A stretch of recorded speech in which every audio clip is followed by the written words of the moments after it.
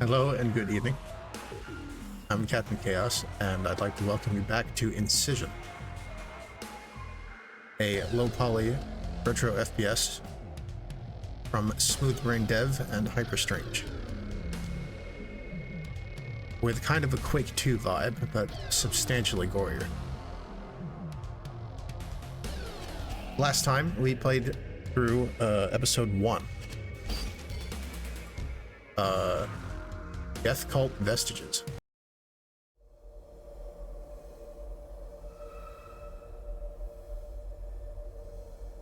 Now we're in the, as well as the first level of Episode 2.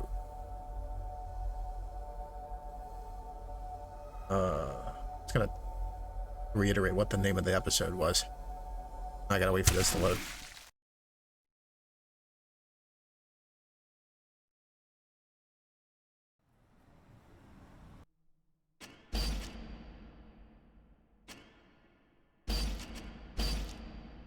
Death, Filth, Medicine.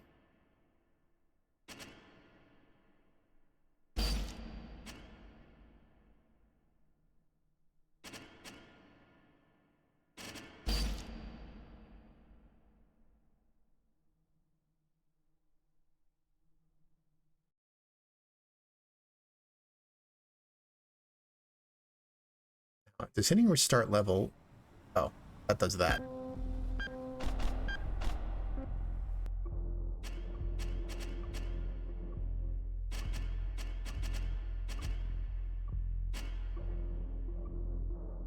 Well, I read the level intro in the last stream, so we'll just move on.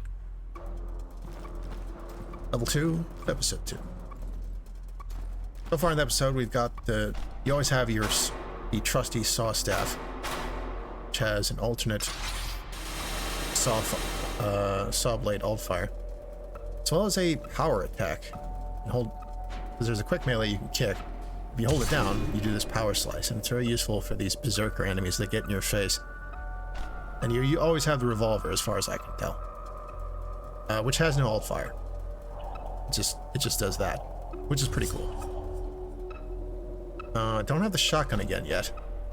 We do have the machine gun, so this double-barreled contraption that heats up as it fires, and eventually starts firing slower, more powerful shots that ignite enemies. And has an alt-fire grenade. Rocket launcher's got an alternate quad fire and an optional nuke, which you can only carry one of. I will not use on just anything. Got this thing. Apparently it's called the Kitty. It uses blood for ammunition, firing these little sticky blood grenades or a sort of saw blade projectile. And you get ammo for it by giving enemies. What else? This thing, the Jawbreaker, I believe it's called. Not present in the first episode. A triple-barreled shotgun whose ammo is distinct from the other shotgun.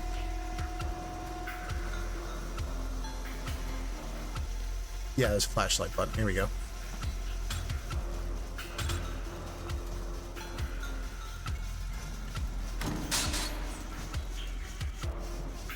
Free rocket launcher, which always fires all three barrels as far as I can tell, but the alt fire fires these ridiculous like bouncy shots, which I'm sure would be very nasty in a tight space. I remember, oh yeah, I remember that too. One of those point operated rides you used to see outside grocery stores and malls. Right into it.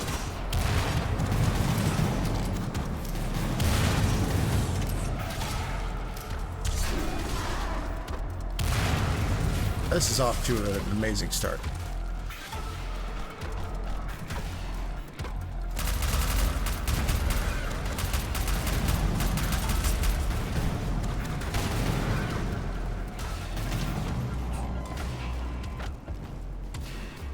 How to get back into the groove of this game. Now there's no checkpoints in this, and no quick saves. Instead, there's a live system, and on a lives you got to start the level over.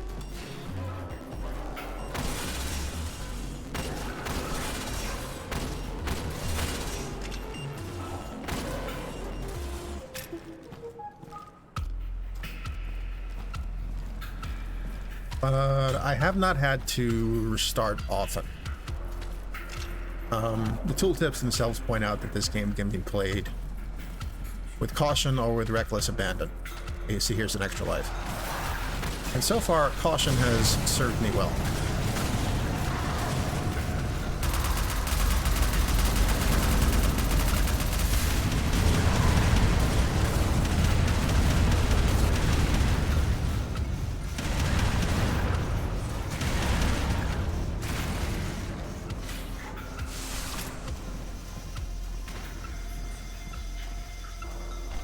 Right now we're on the equivalent of normal difficulty, and if it seems pretty brutal, it honestly kind of is.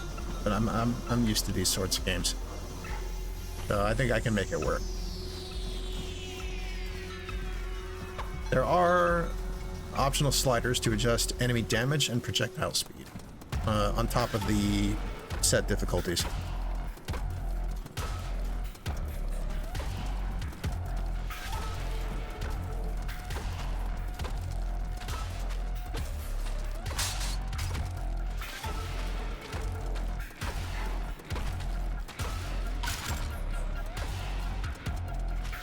But if I had the option to do so, you'd better believe I would be quick saving like a madman.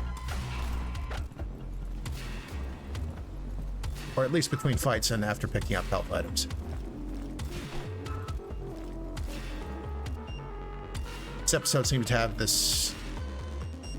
I don't know if it's like lava or poison or something, but if you stand in it, it doesn't hurt you right away, but it quickly builds this debuff meter. Honestly reminds me of a Dark Souls debuff. And I don't know what happens if it fills, and I don't want to find out.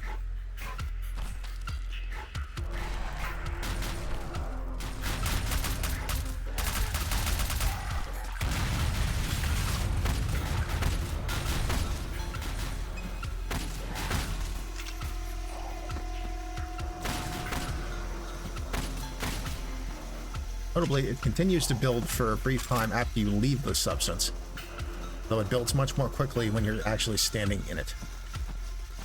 Thankfully, not only can you double jump by default in this game, you get a lot of hang time on your jumps. You don't jump very high, but you can cross a large horizontal distance.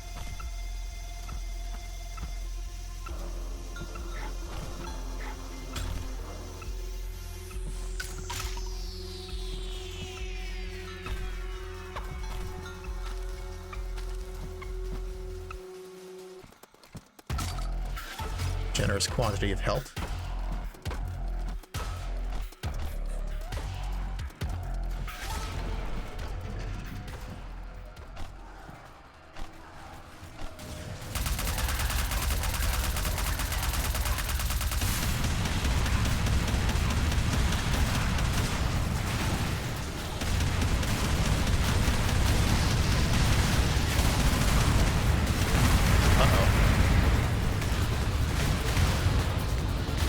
Step into this time.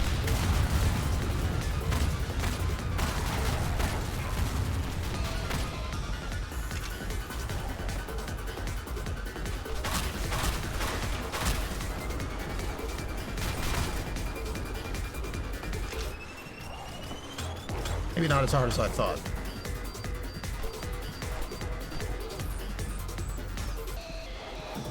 Fat rocket launching enemies have a tendency to explode.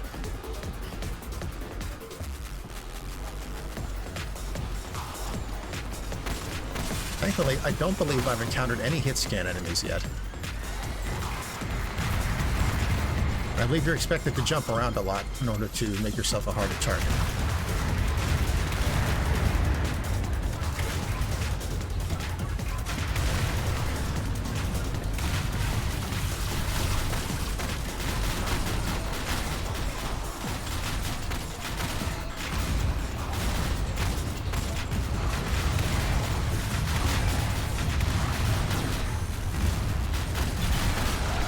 Oh, shit.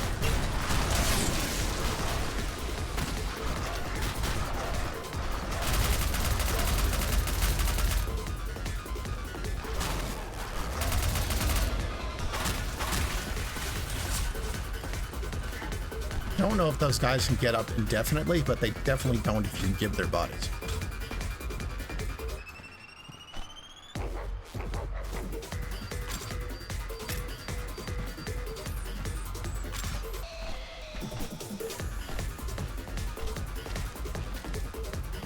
There's a saw power up in there.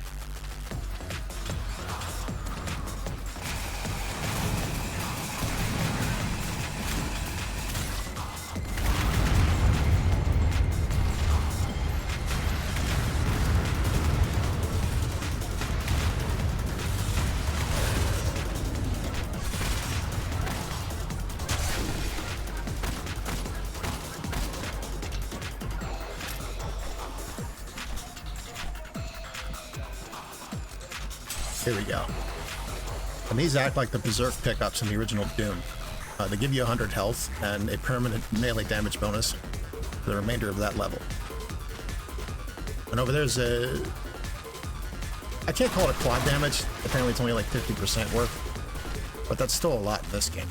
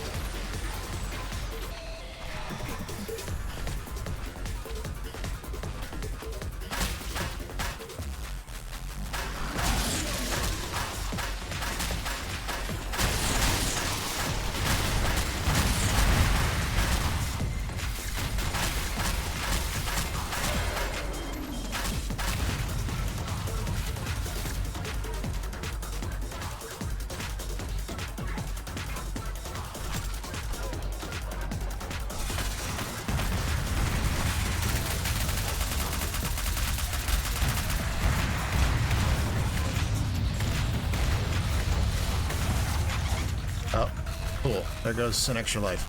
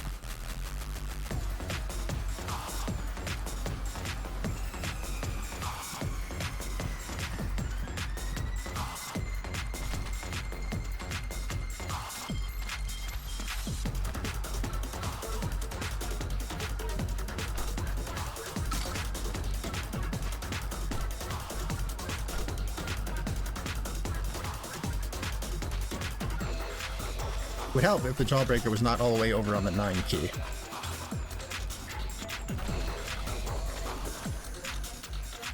Oh, this is secret.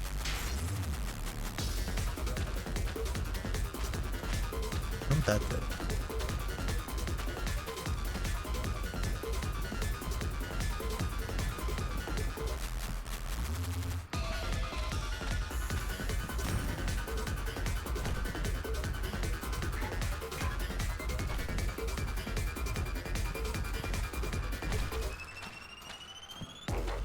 Can't tell as of yet.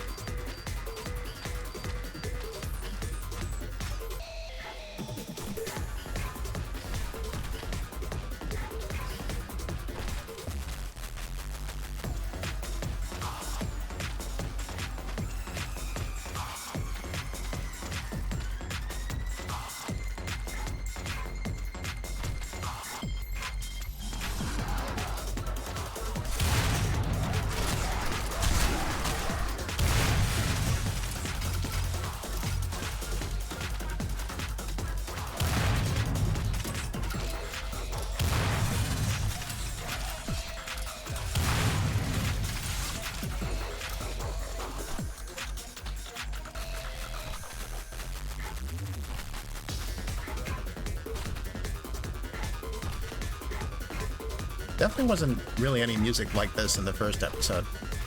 A little more hyperactive.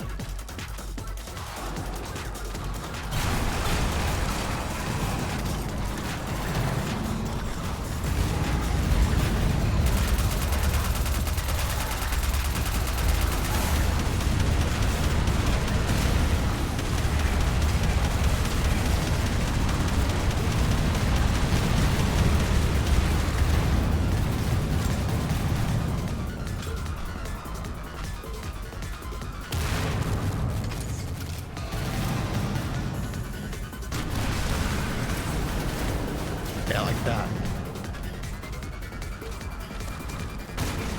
Might be a better use of the shells than their primary fire, honestly.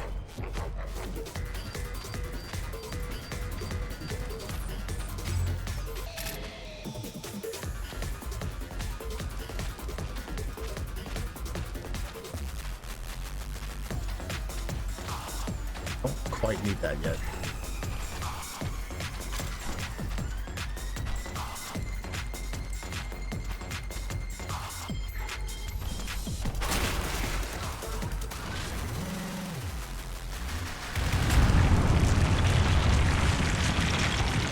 Main gate has receded in the main hallway.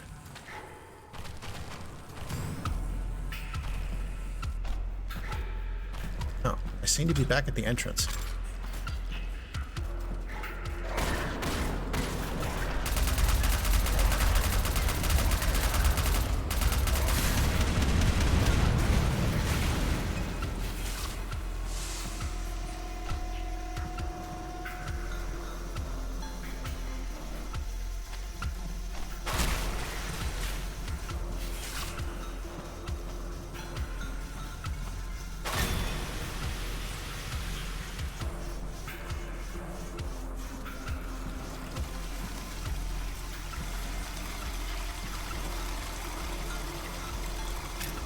Oh.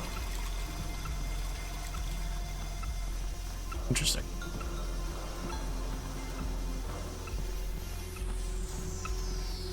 Always check the bathrooms in a shooter. Never know what you might find. Case in point. Oh!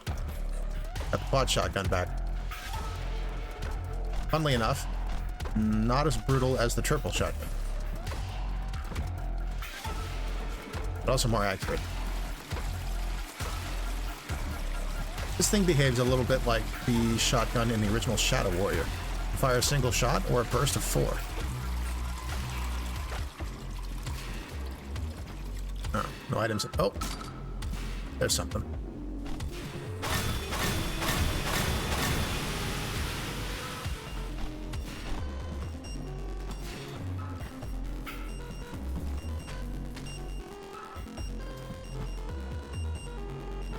All right, that gate is open now.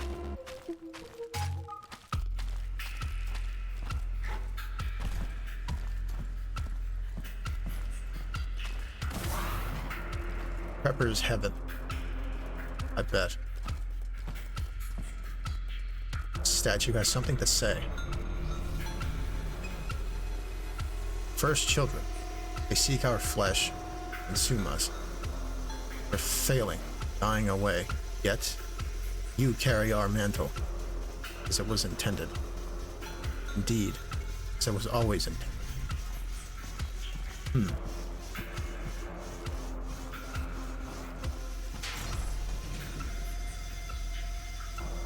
What did that do? Oh, that opened that, I think.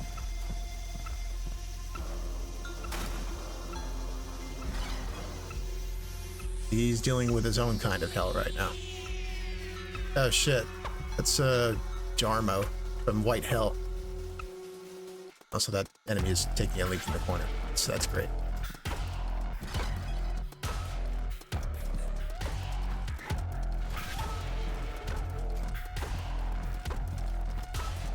I saw a screen. I haven't seen that particular Easter egg, but I saw that one, the White Hell one. But there was another one I saw in a screenshot.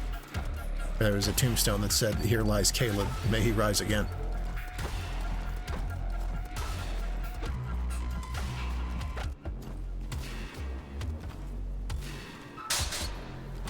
Another jawbreaker.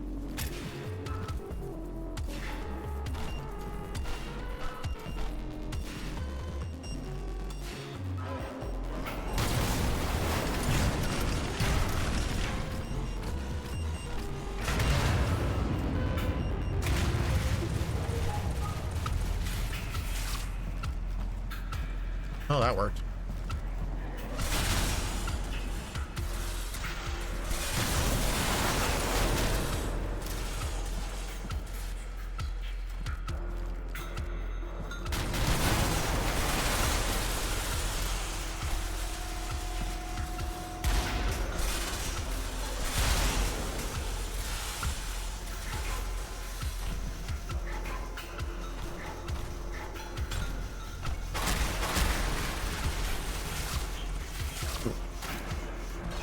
A secret.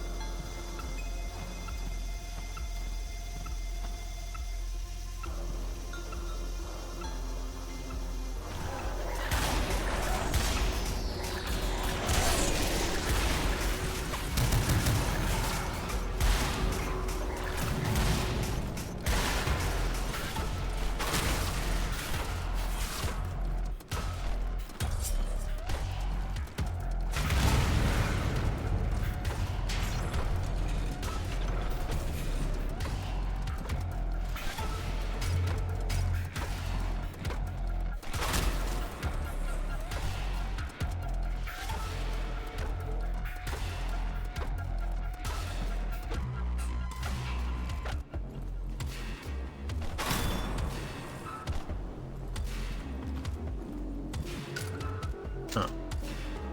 I could save my game if I had an ink ribbon.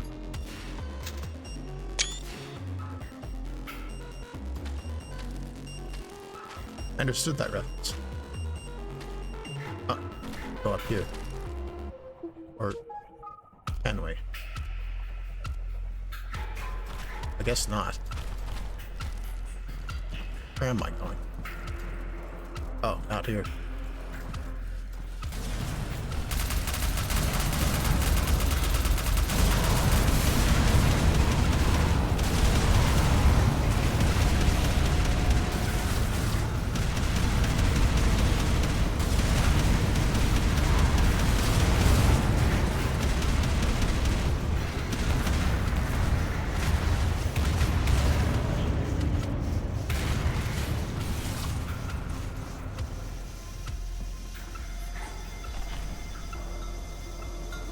The entrance again. Okay. How was that room? Don't think this was open before. Oh, well.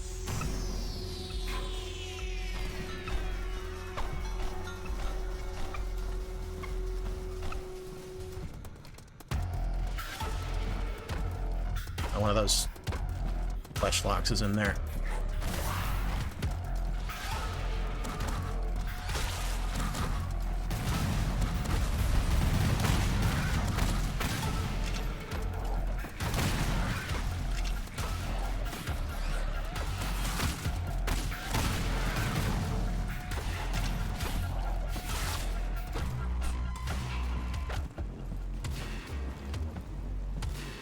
Another jawbreaker.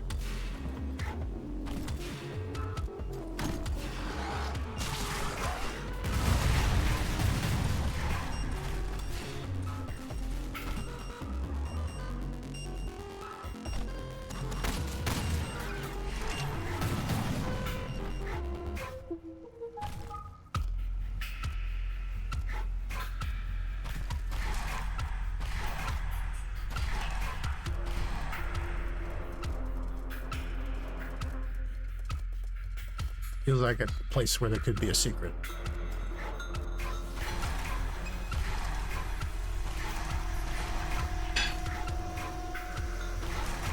Guess not.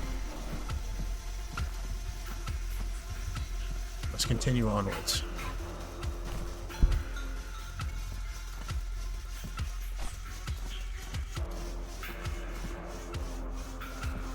Ruby Gonzalez, Toys and Teddies.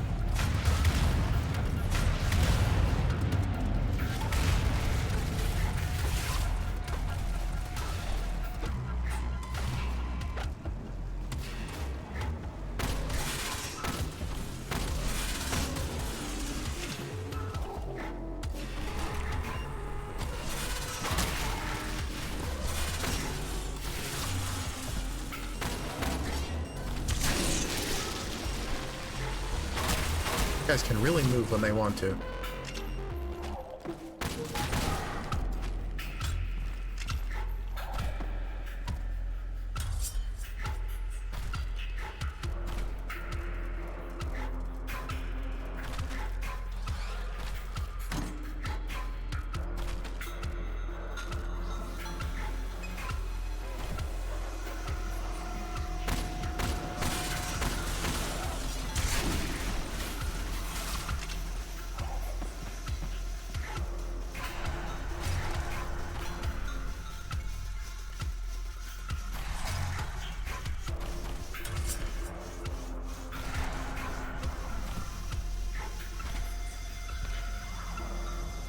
I have to assume that the status effect just kills you if that bar fills all the way.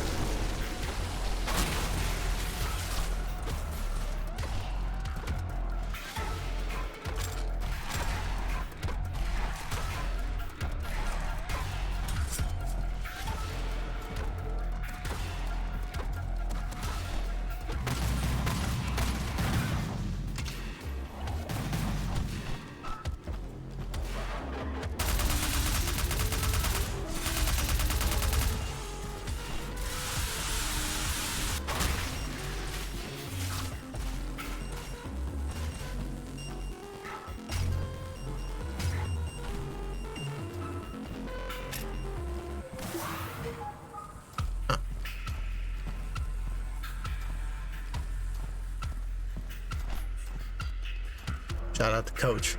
Food court seems to be relatively intact.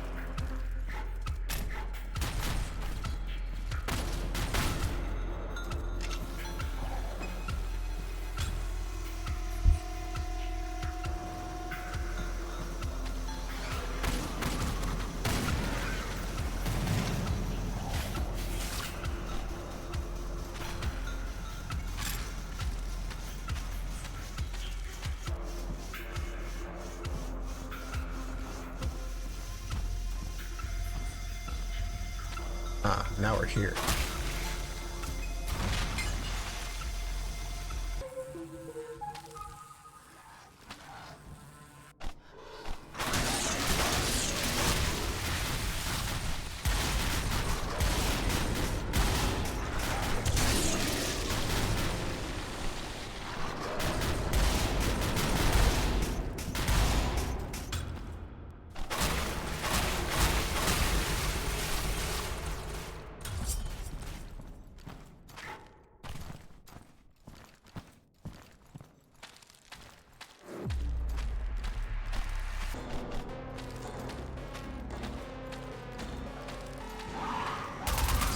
What are you?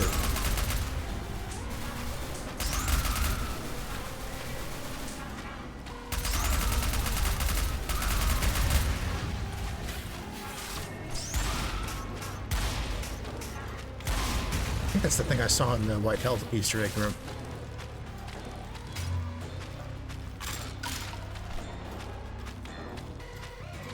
Whoa.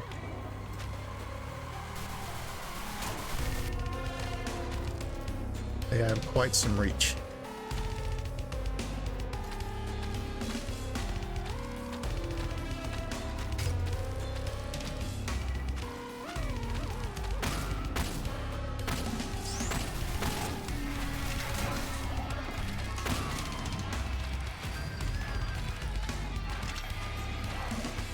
Yeah, note.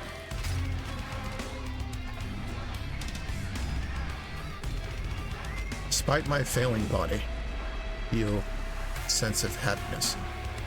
I have a front row witness beyond anyone's imagination. Monsters ignore me now. I sit here, sleep for a while.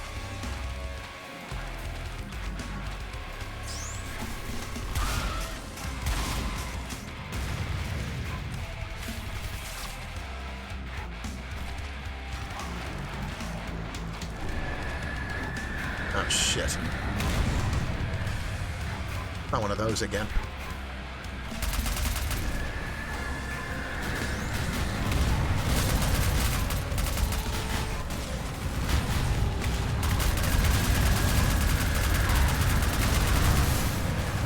I am going to die. There it is.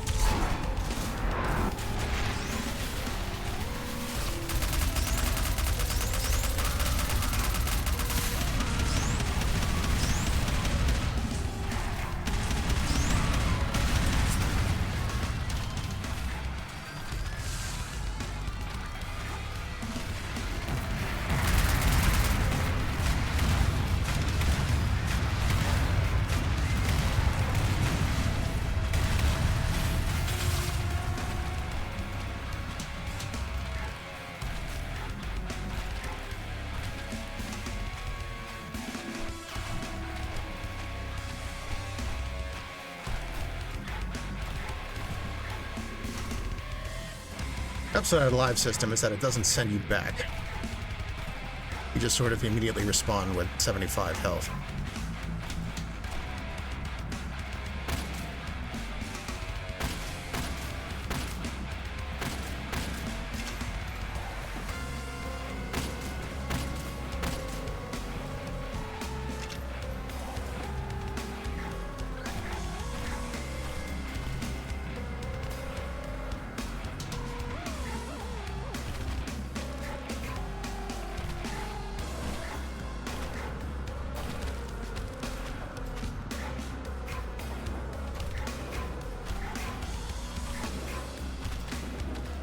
And an extra life for my trouble.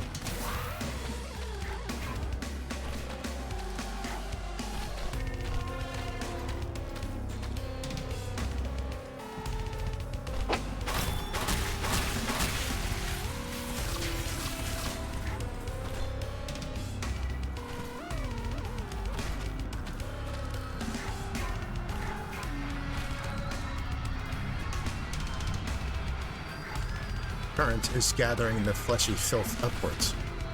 Places of growth on and within the white steel. I feel I'm about to step into something I'm not prepared for.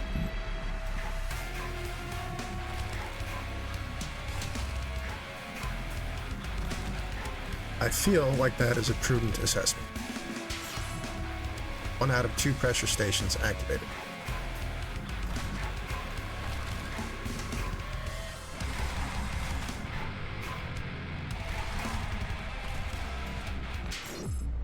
Pressure venting activated. The main pipe opens.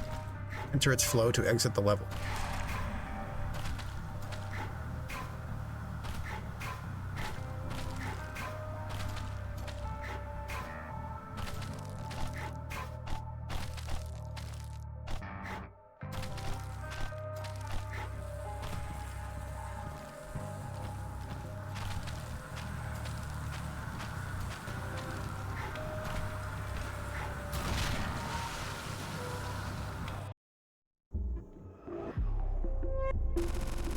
Parasitic relations finished.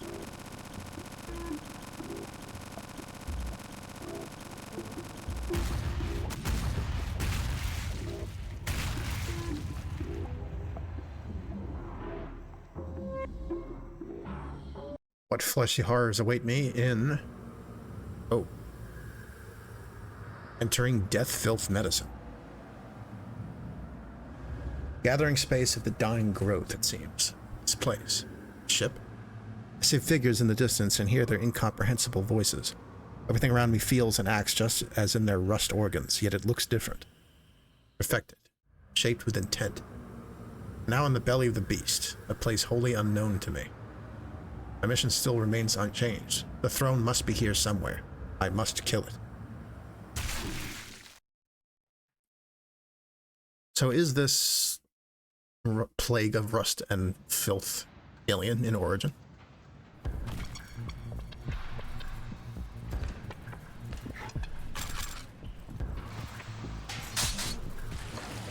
Another jawbreaker. Who was that? Oh shit, okay. What?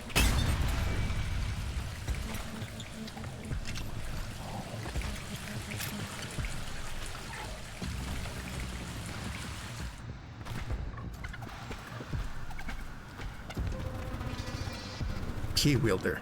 My healer. Finally. Is this? Is this the key?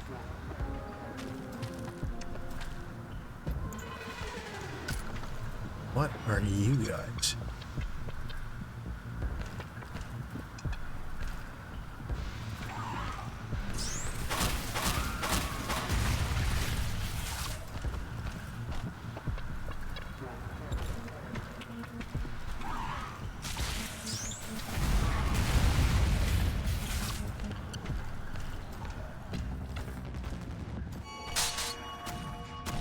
Oh boy.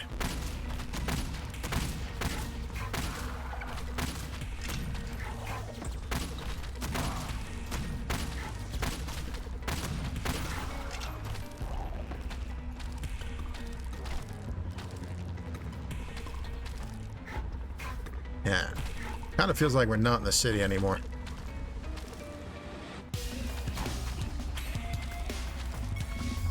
Oh, blood water. But it doesn't inflict the debuff.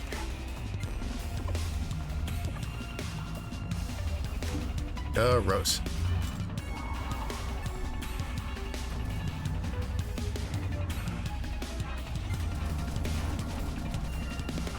There's a giant hand in that.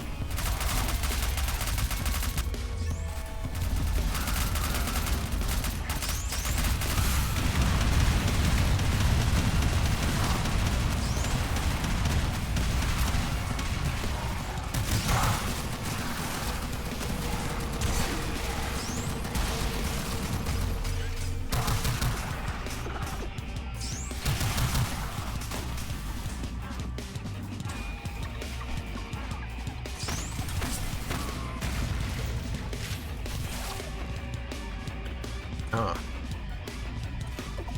Maybe these guys are aliens.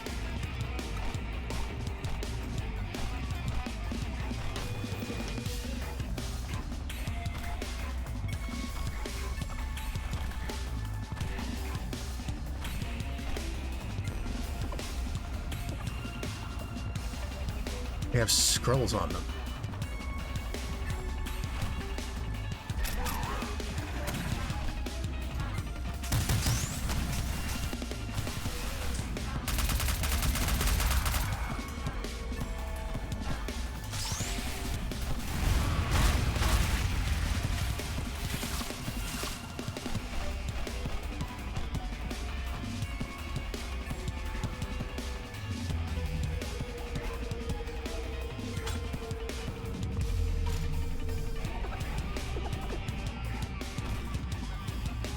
Hey, a raid. Thanks, Ratchet. Appreciate it.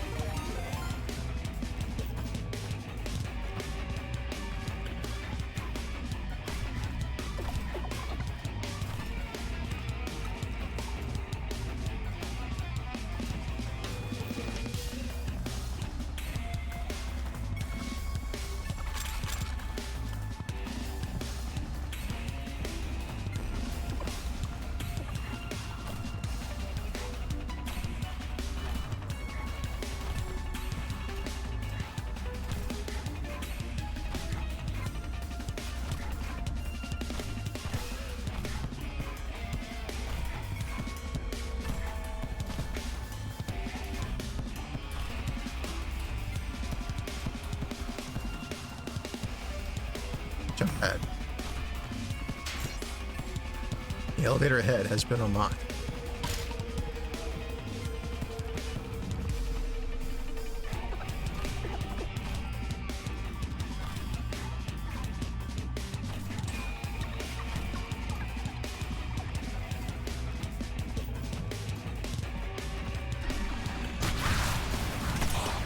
What are you guys?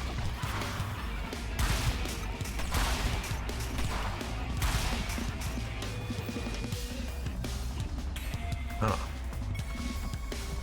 Sniper ladies.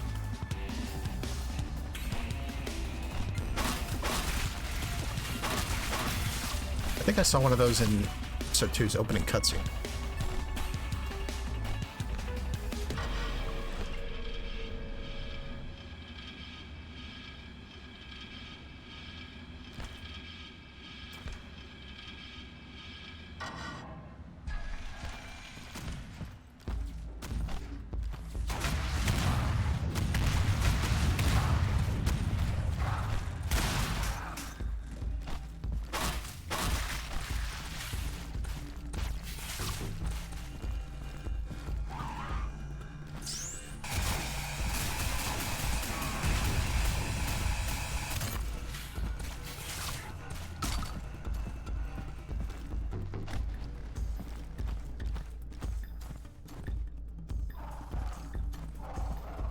Yep.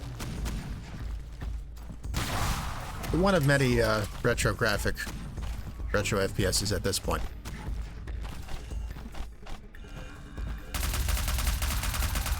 The gameplay of this one grabbed me. I think there was a... I don't know that there was a PS1 version of Quake 2, but there was an N64 version. And that's the closest thing that reminds me of that this game reminds me of.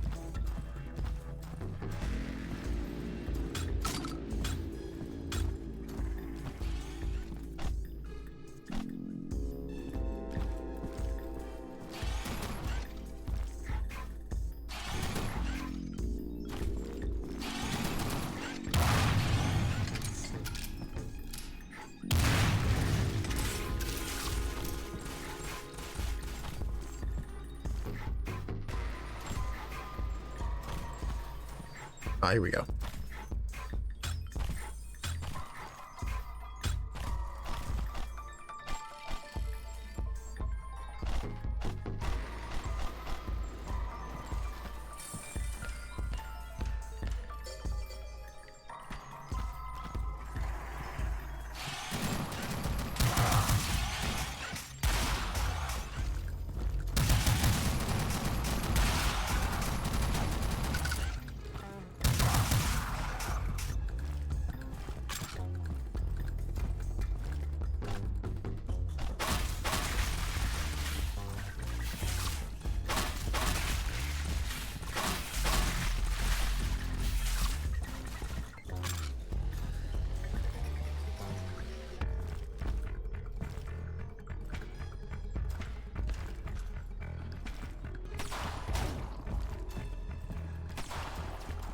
We got to snipe that.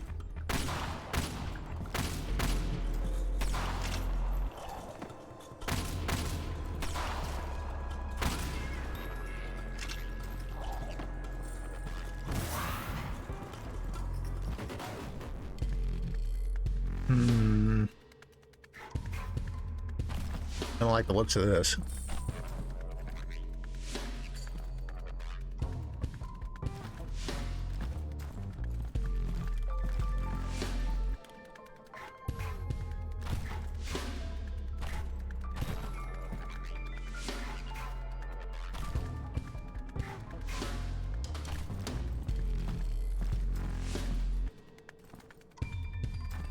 I even make that jump?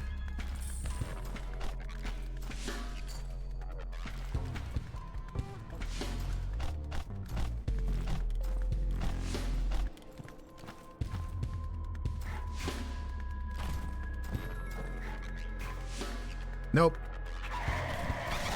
And there goes that extra life.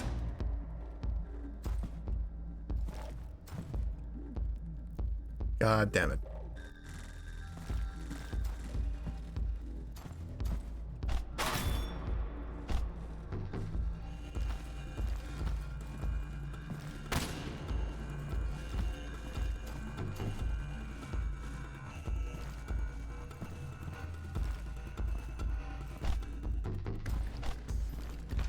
Okay, is there another route we can take?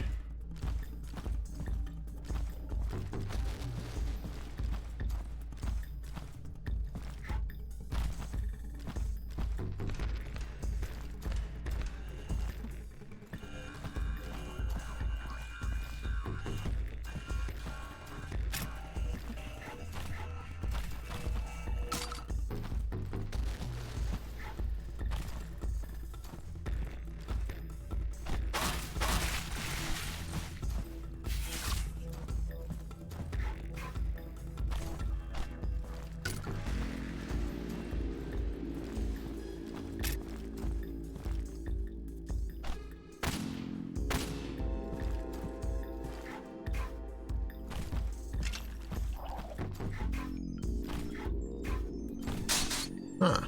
Got the flamethrower back.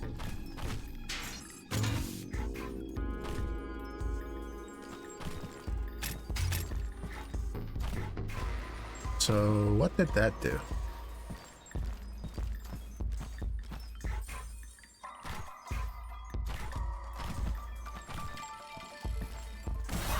Secret extra life.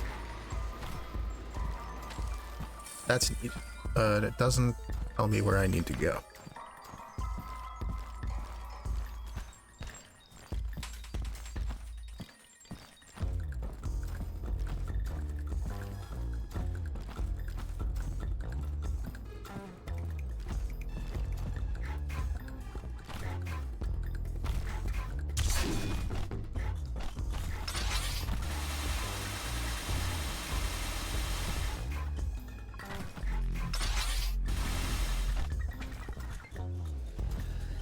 I had a thought that there was this game I played years ago called Red Line, where there was a saw blade weapon, and I think it was only in the multiplayer, but you could use it to fly.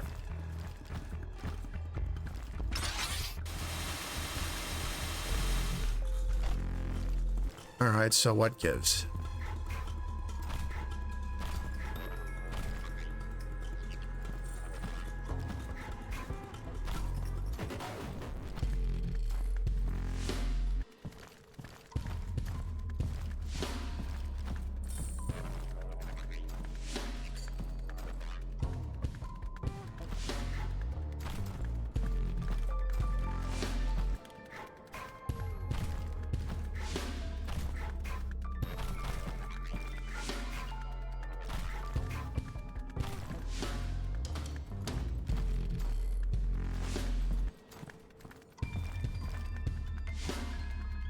Incision, what are you telling me to do?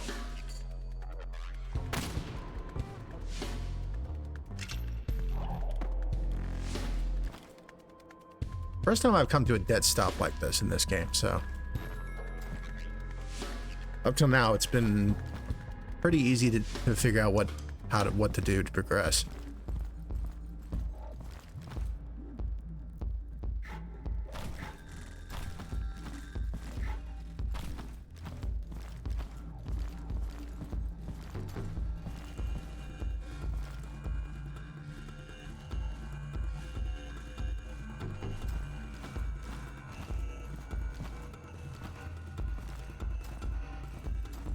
Something I can shoot.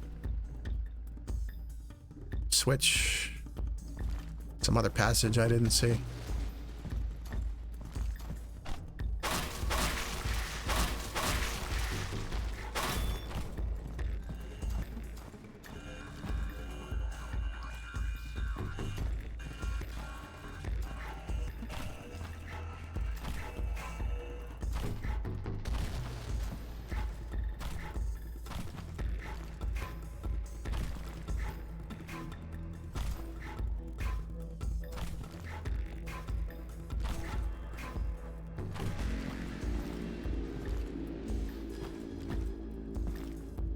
Times like this, I wish this game had a quick save.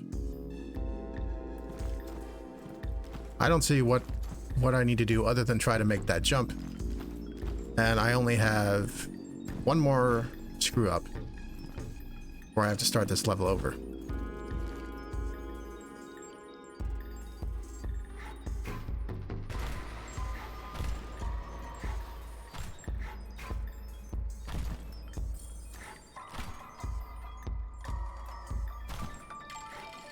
Didn't have quite enough height. Maybe if I jump from the lip of this doorway.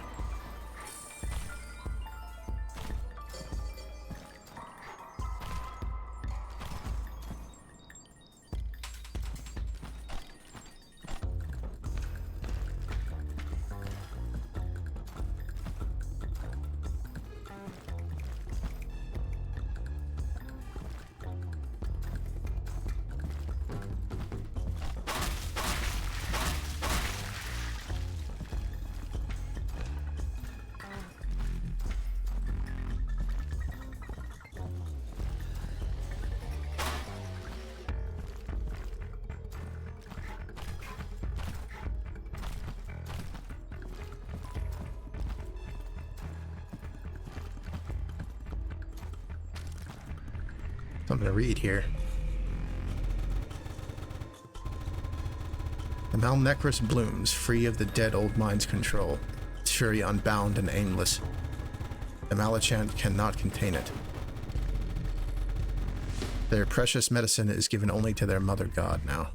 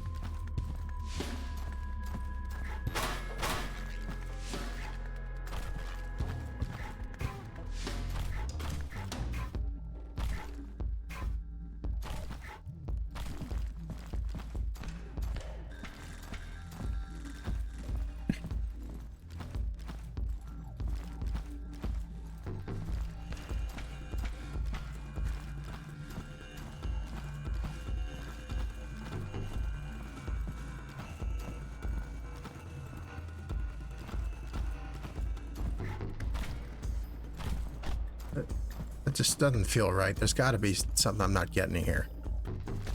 You cannot really expect me to try and jump that.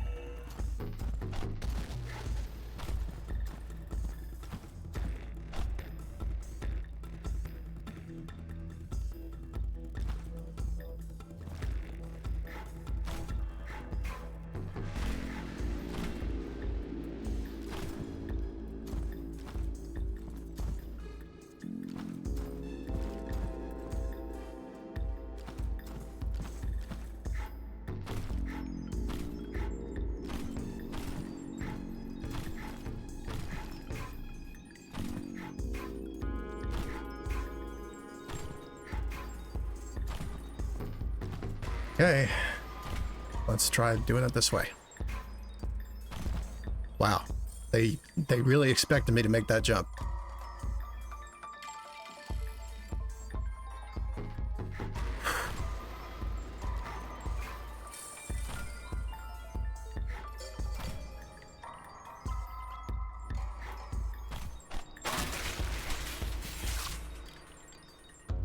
This is precarious.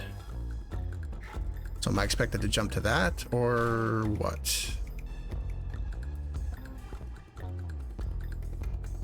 Maybe.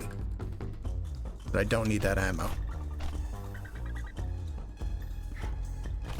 I need to get there. That's what it is.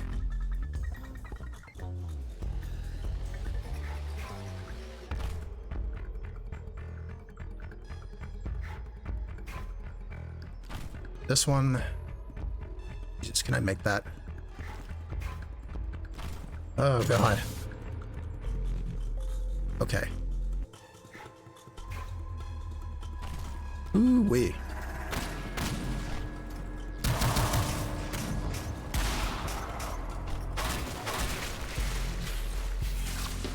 Why would you put jumping puzzles in a game with no quick saves?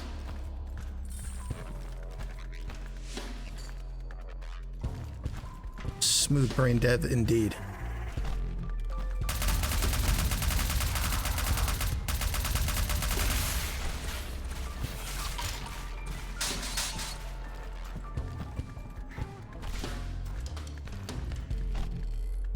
Oh, cool. It's not over yet.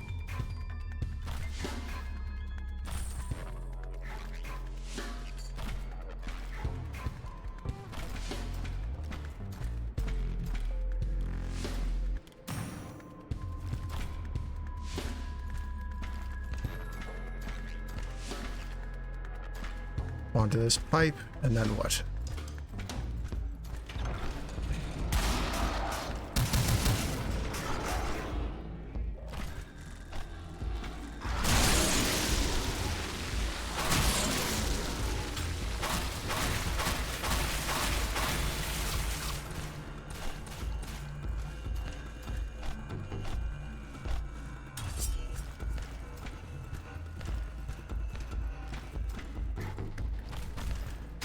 Dude, are we done with that shit now?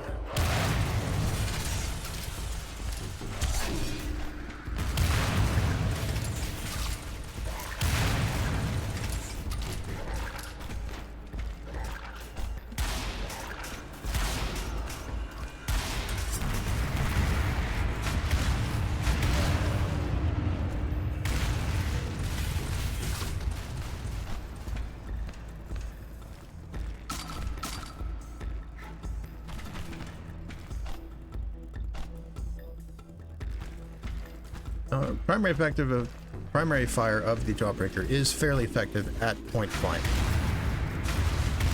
That's not really a place you want to be in this game. I think the ricochet alt fire may be the more tactically advantageous fire mode.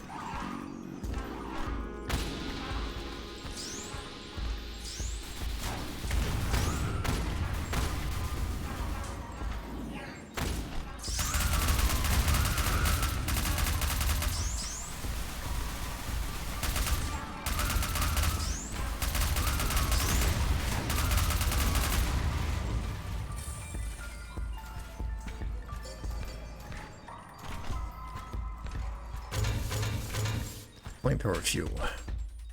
Don't know what button that corresponds to. May as well use it. Got a lot of ammo for it.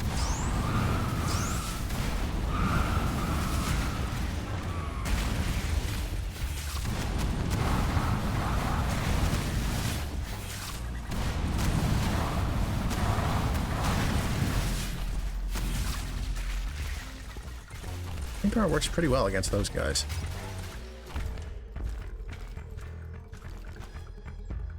Oh boy, now what?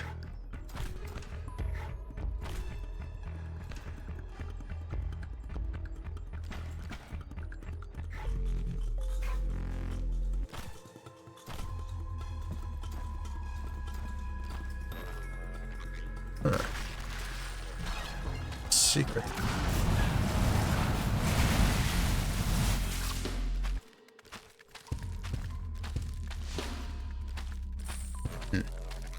Not much of a secret, but a secret nonetheless.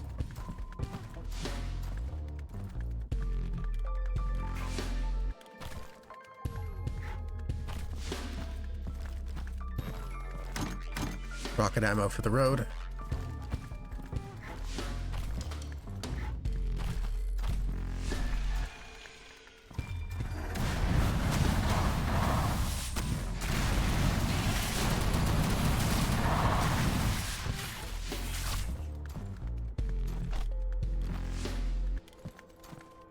What is going on in here?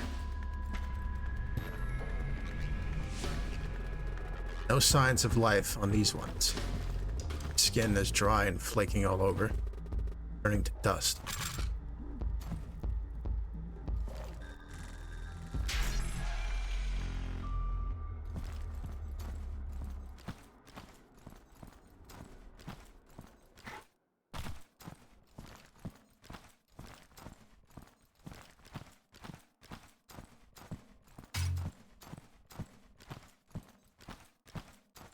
Yeah, I don't have the Gatling gun back yet. This looks like a fight room. The music stopped.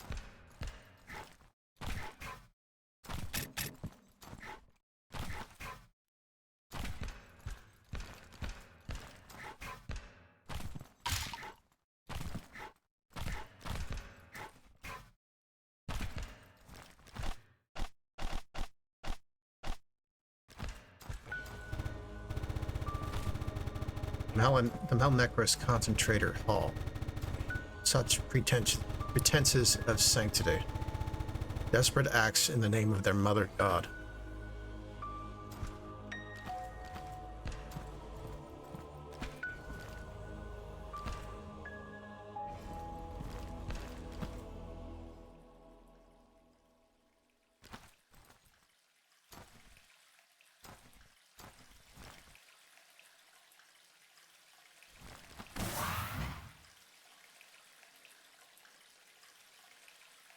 Oh, is that a statue?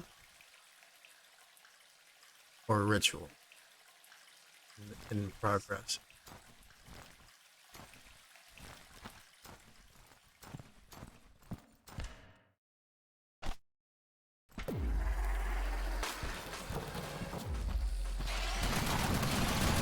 Shit.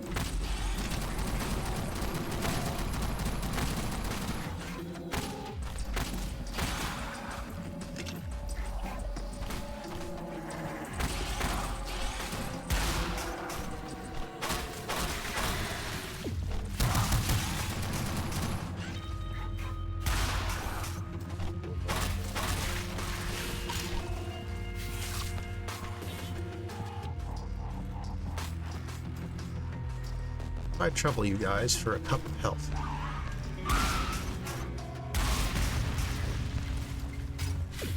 Turns out I can.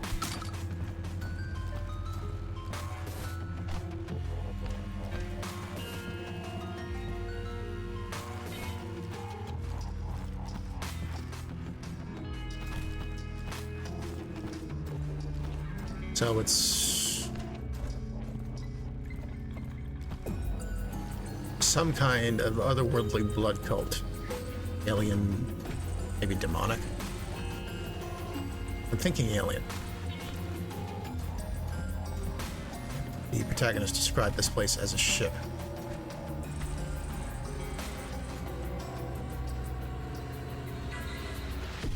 Oh, it's a torso, I think. Yeah, it's... I didn't think you could make Strog type architecture more gross, but the brain figured out how to do that.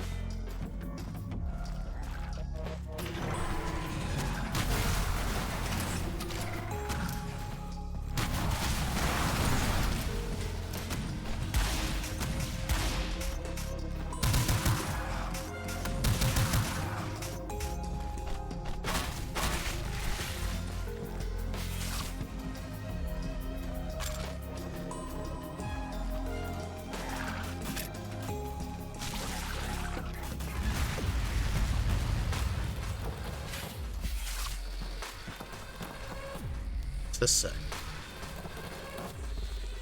The beasts ignore the ship's masters entirely. Programmed to harvest human life for their hive mind, they remain utterly blind to the others.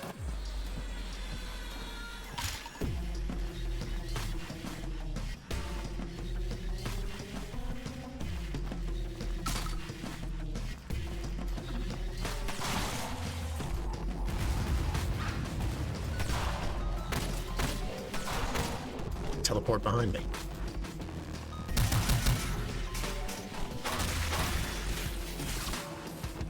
Ugh. Perhaps more dangerous up close than at range. And how erratic their movements are.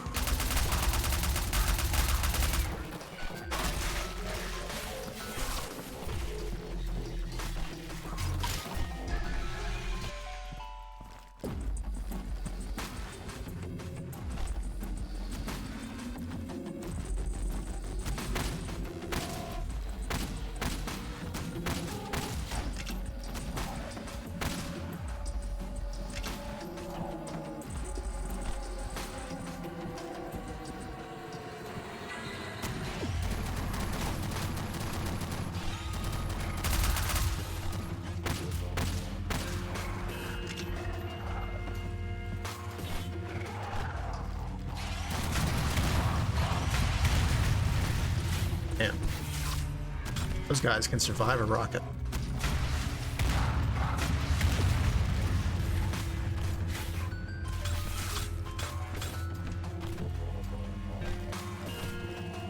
Extra life for me. No complaints here. Hit the button. Uh-oh. More snipers. Oh, shit.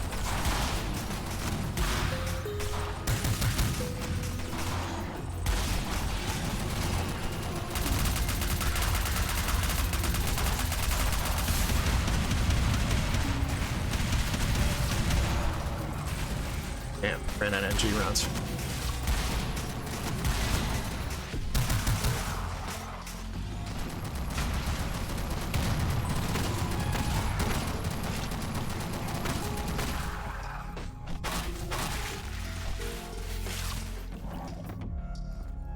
So,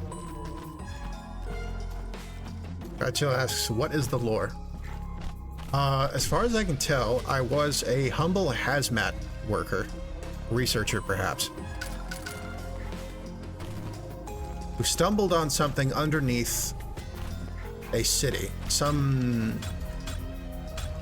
a thing of flesh and bone that took the only other scientist with me and turned me into some kind of thing.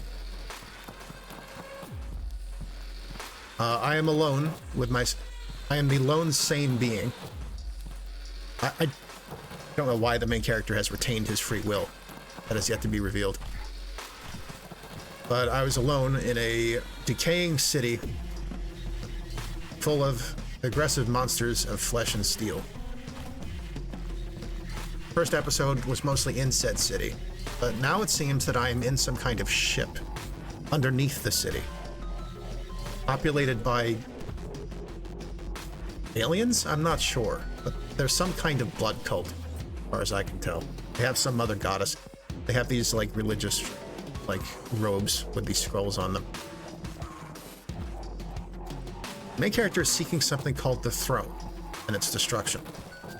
But perhaps as a means to end this blood plague.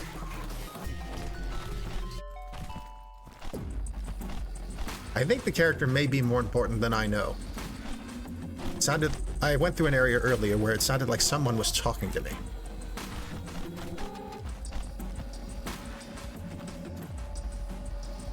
And so far, neither the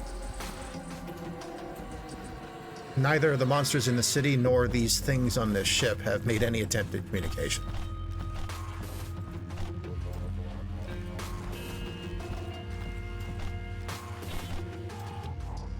There's some growth. It grows metal out of flesh and blood. But the main character seemed to believe it was not real metal. You start in a sort of like little hideaway he had in some building. He's got like a whiteboard with a bunch of notes on it. He's been dissecting the monsters, trying to understand what's going on, while reminding himself to stay sane.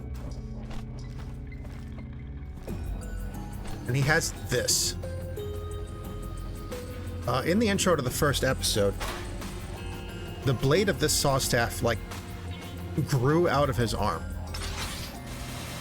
And like the thing that changed him destroyed his face, and then some new metal mask with glowing eyes grew in its place.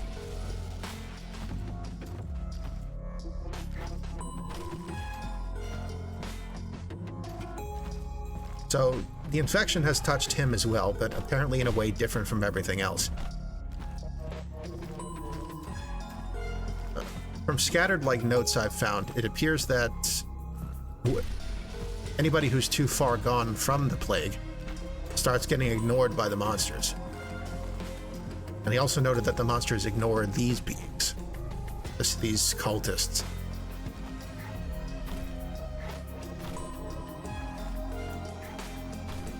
So these are statues of them, it looks like, and this is apparently a statue of their mother goddess. It's a note on her. What does it say?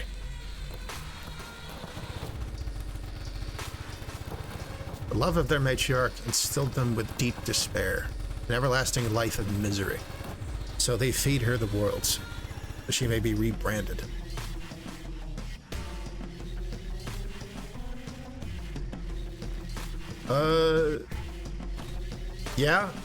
Yeah, she is.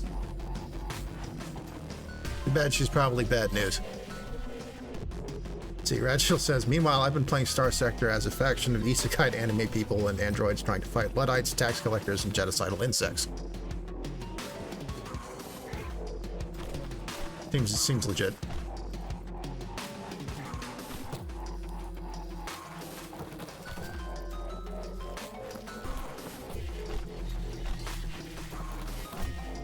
Full of magnum rounds. Very useful pistol, this thing. One of those, like, oh, it's, you know, it's the pistol, but it's the best weapon you have for plinking things at long range. Kind of like the automag in the original Unreal.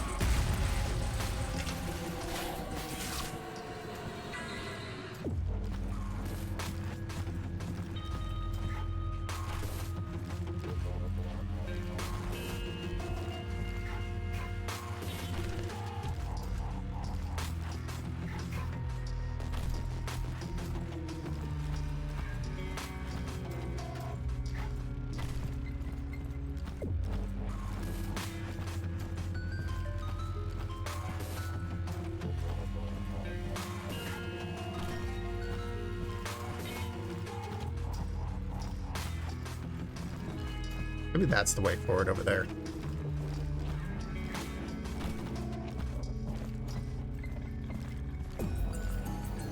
Did I already come this way? Oh, maybe not.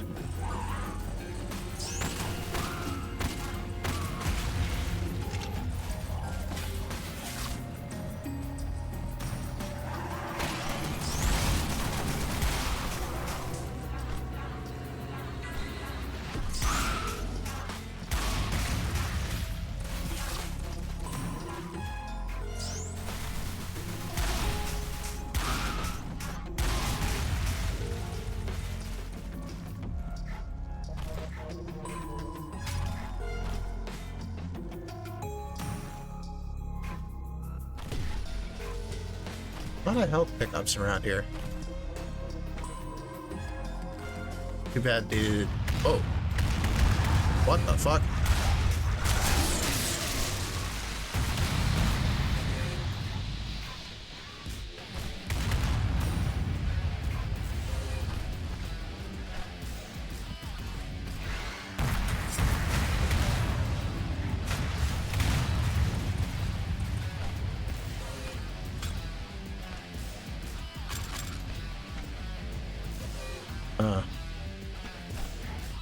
Perhaps not all is well between the monsters and the aliens.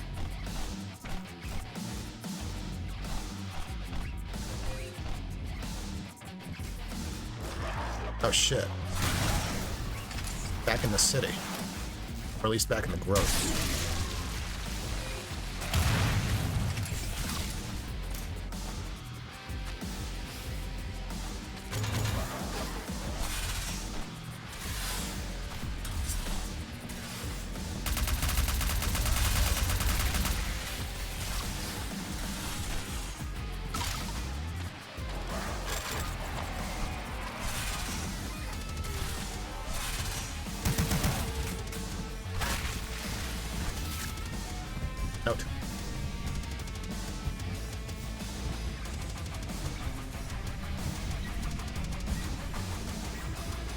presence seems to be revitalizing and animating the growth beyond their control. This is the core of the pyramid.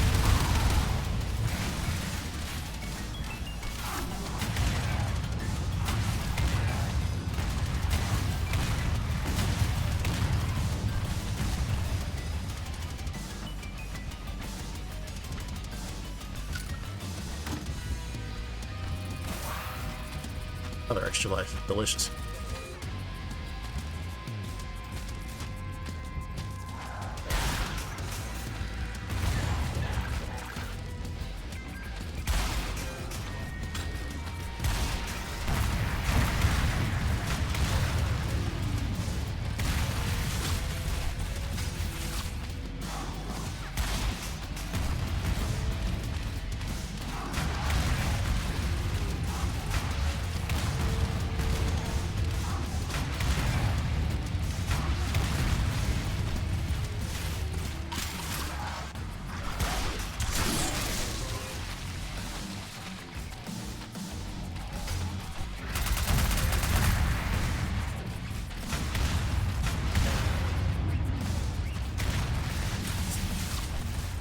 Good old rocket launcher.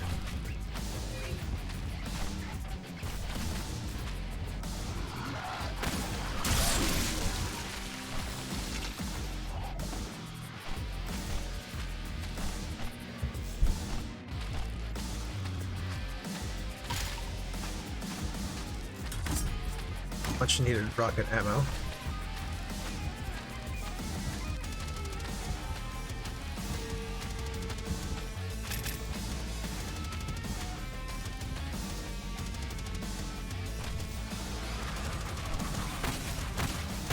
Well, now we're in here.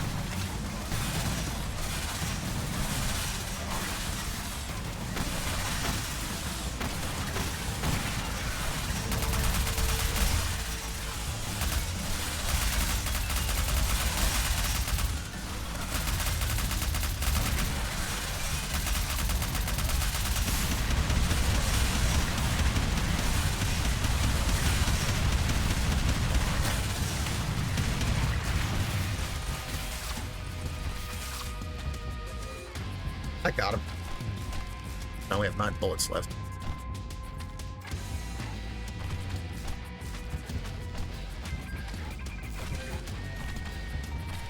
Jawbreaker.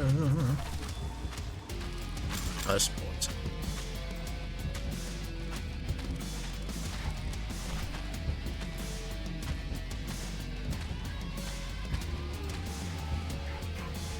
Appears to be a giant heart. Do we attack it?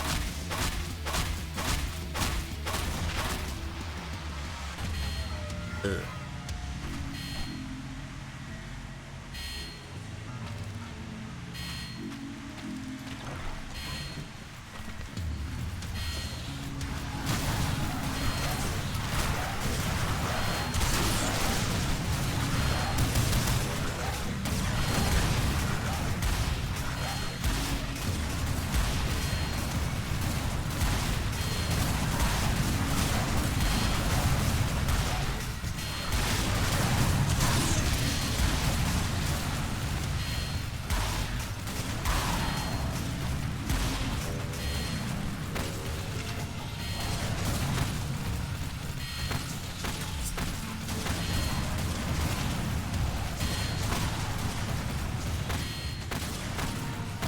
These guys like to side dodge.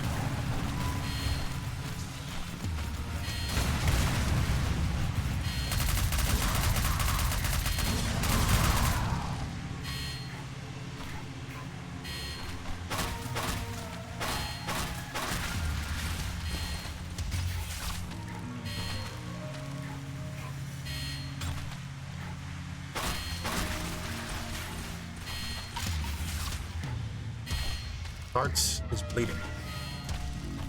What does that get us?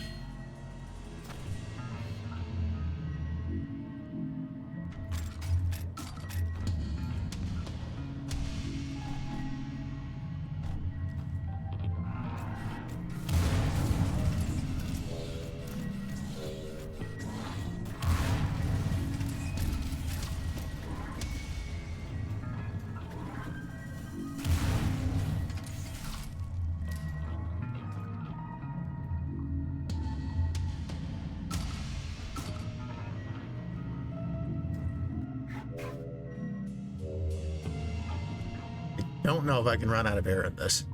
Maybe not, considering my cursed physiology.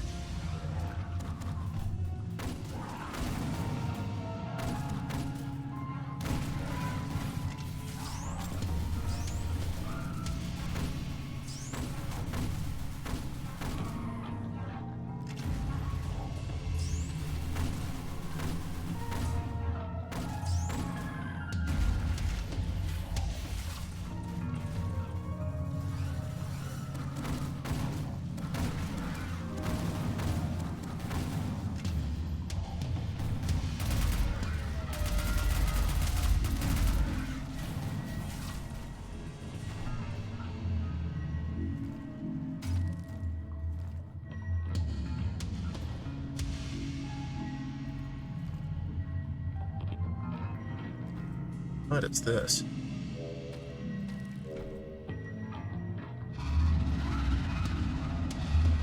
Whoa.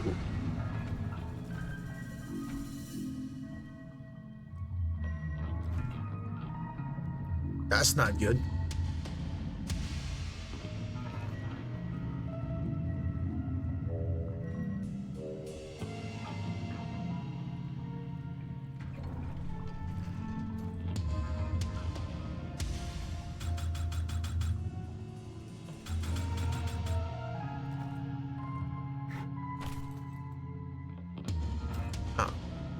Back in the ritual.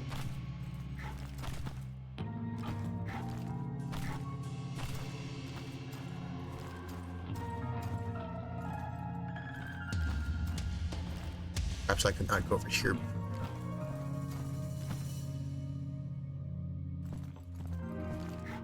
What?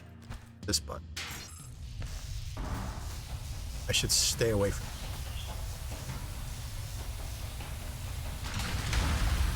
Whoa.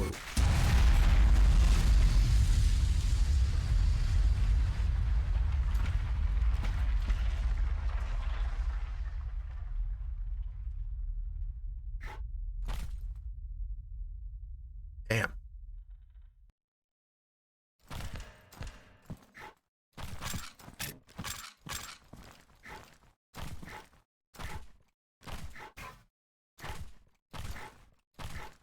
I guess it was time to redecorate.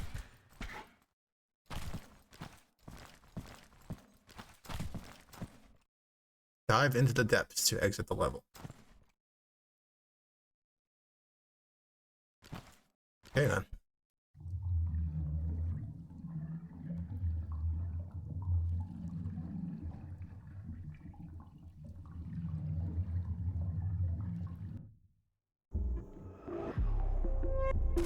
I'm sure this can only go well.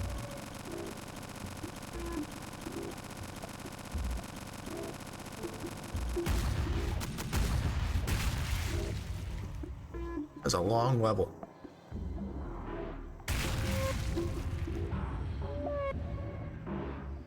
What is next? The death-wrought child. A new unexpected presence has revealed itself to me. Distant and weak voice speaking through my new body. Healer, it called me. Key wielder. I felt it guiding me to sabotage this Malachant's precious machine, a medicine machine. Now find myself in a desolate part of the ship, abandoned to the wildly spreading growth. It seems they don't have much control over it anymore. Something stalks me in these depths now, and I doubt it will let me pass through peacefully.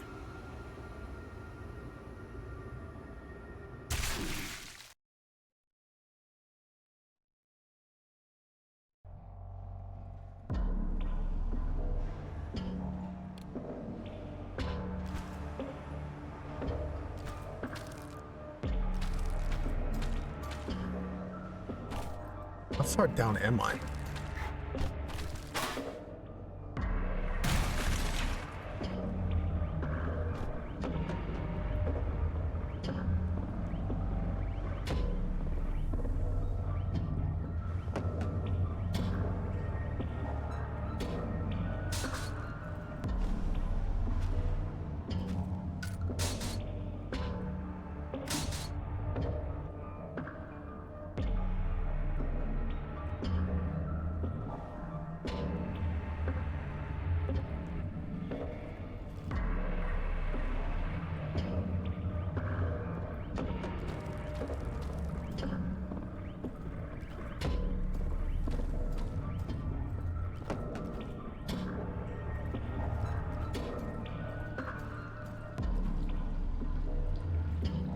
couple of extra lives? I think it is. That's a big rib cage.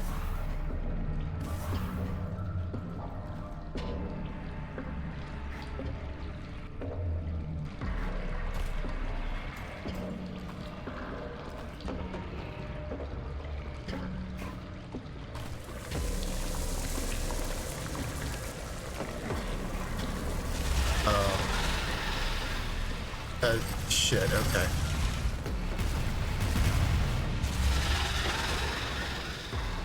Hang on. I want to know what's at the bottom.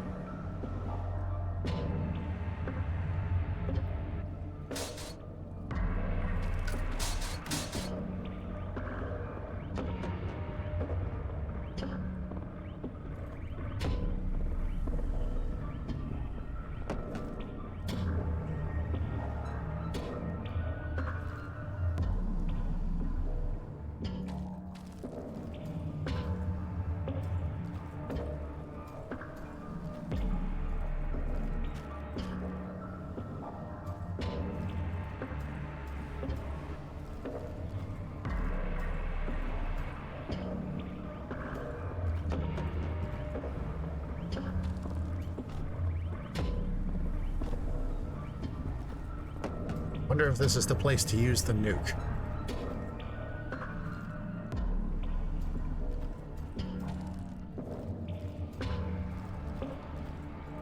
I think this is only fourth, fifth level of episode 2. I doubt this is the episode boss, but it is.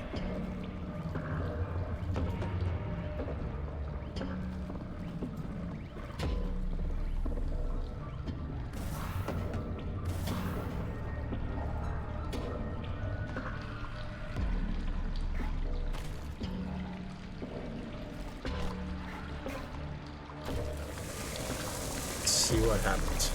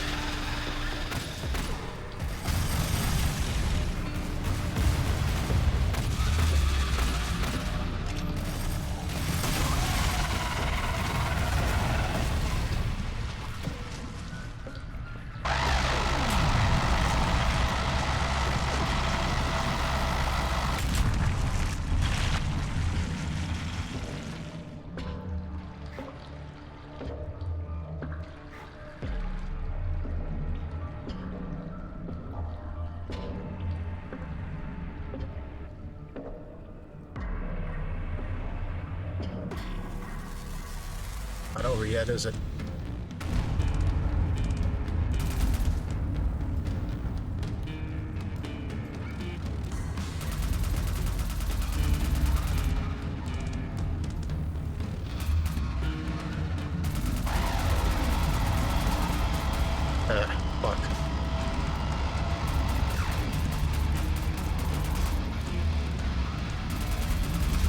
Guess I should stay on the bottom.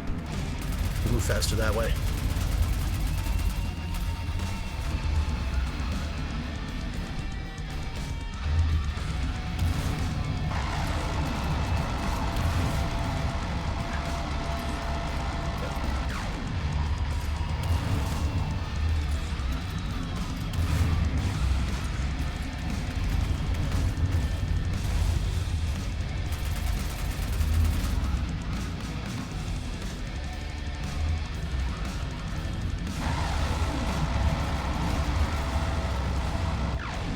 Damn. How do you avoid that?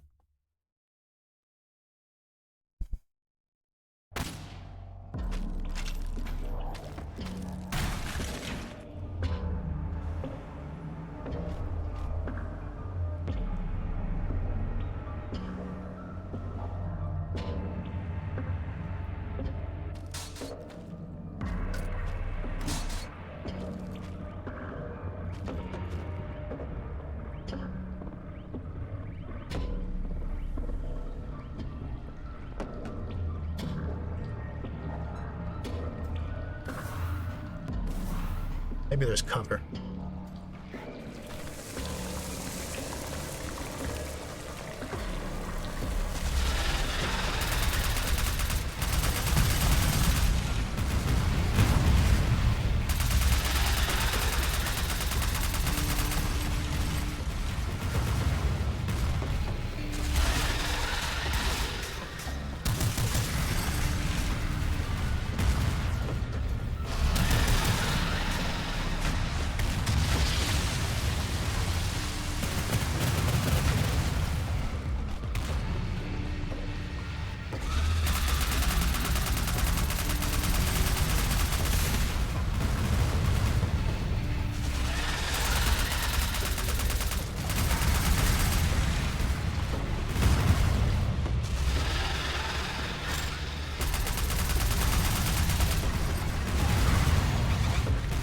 That's not good.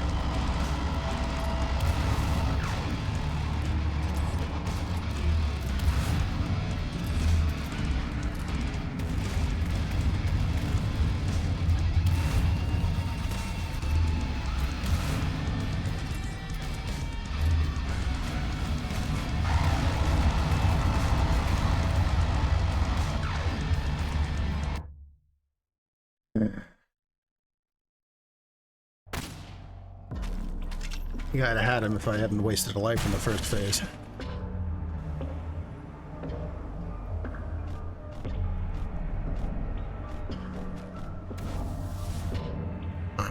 Viper actually works down here.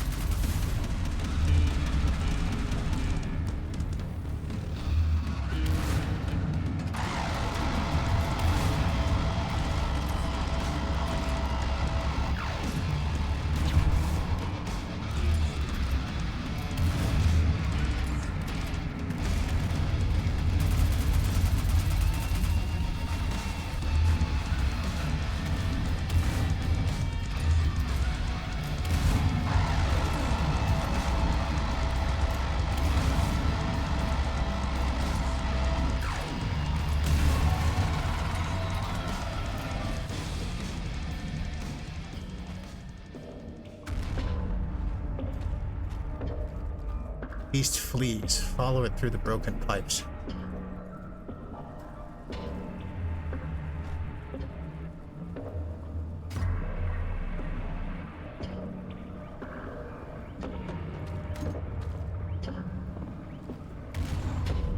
Ouch.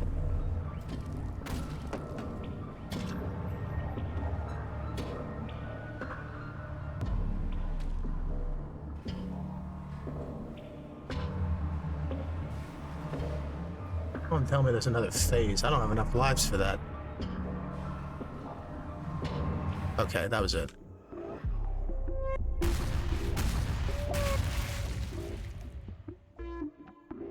0 of 1 kills.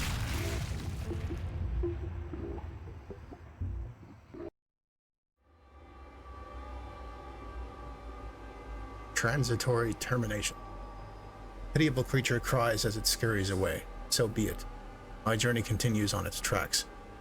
The wall of suffocating heat hits me as I exit out of the sewers into a factory engulfed in ash and fire. Below, they burn the bodies of their own kind, while a great machine above is being fed more and more of their precious growth.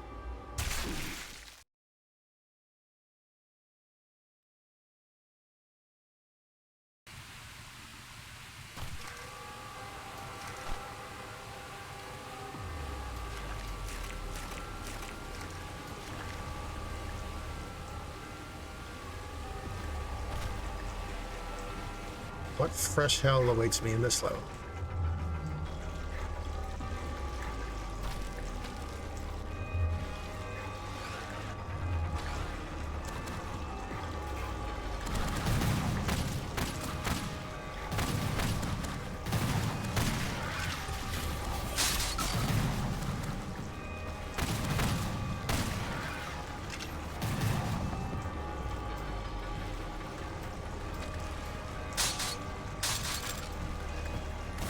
The road.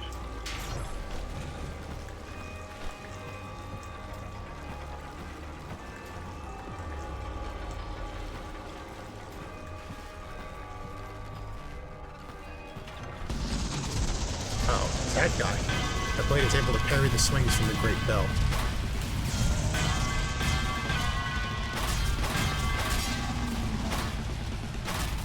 I gotta parry a guy? You kidding me? I play these games specifically so I don't have to do that shit.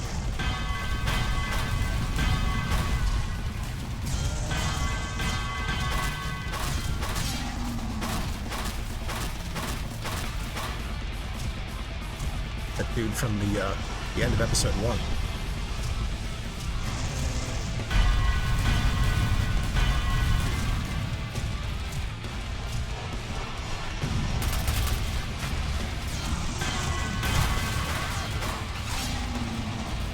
I guess I didn't parry him.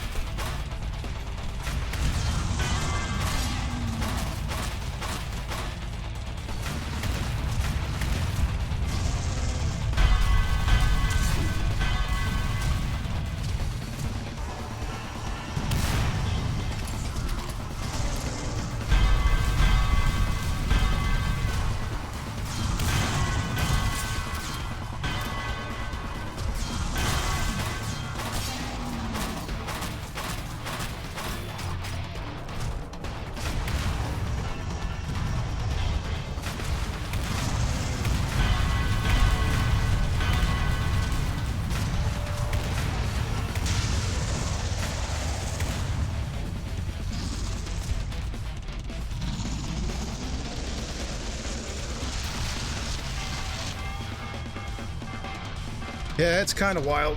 Hey, Wandering Fox. How you been? Welcome back, by the way.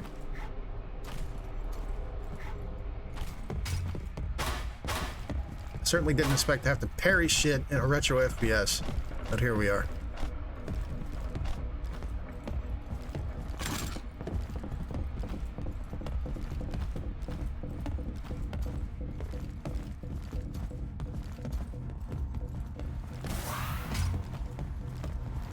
Extra life before and after that encounter.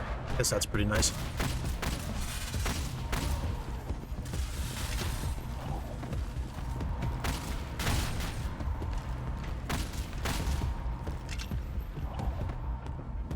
Nice. I like pizza. What kind of pizza you got?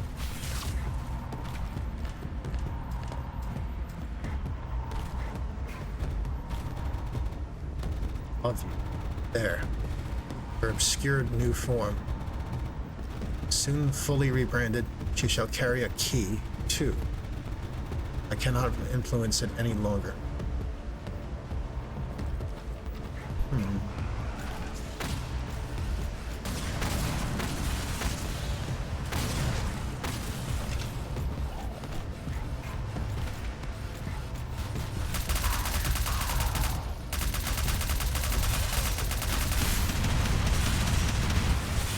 Little Caesars, alright.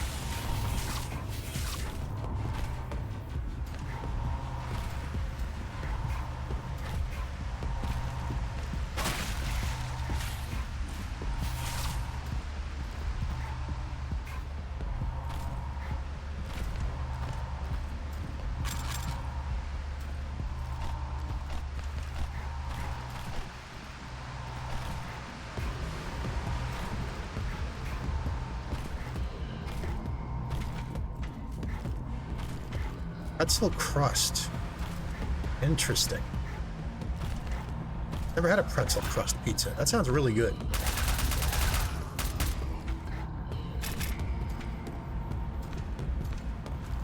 I like pretzels.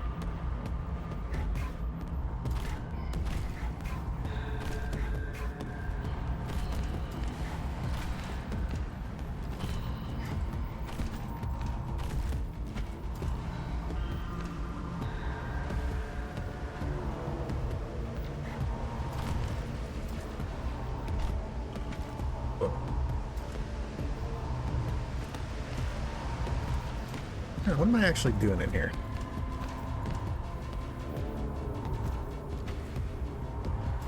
Also stuffed crust? Goddamn.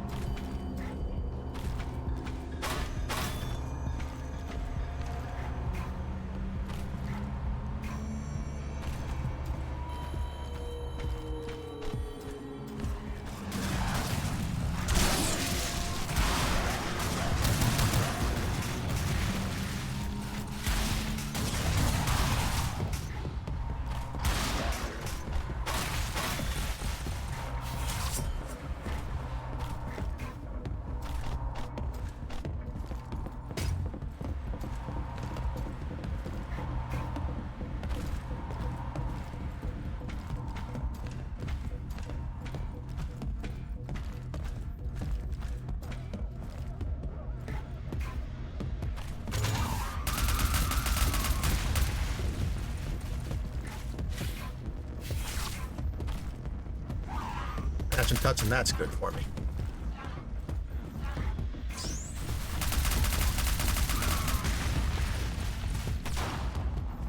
Oh, one of you guys.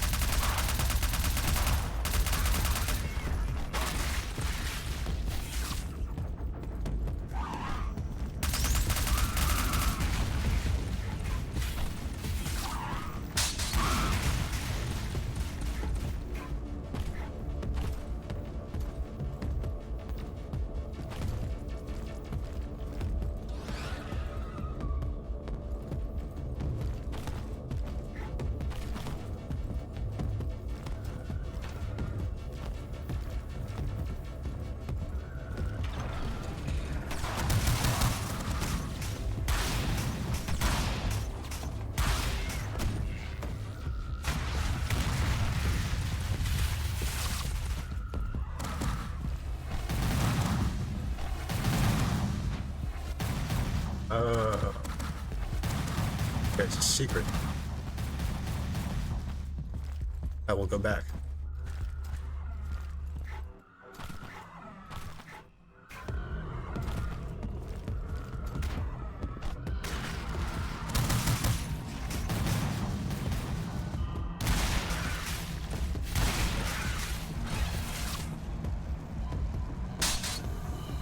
The Omen Strike. Omen Strike Icker. What is this?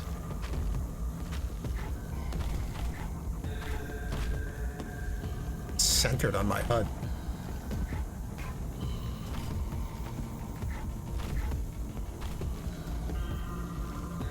It does kind of look like a railgun.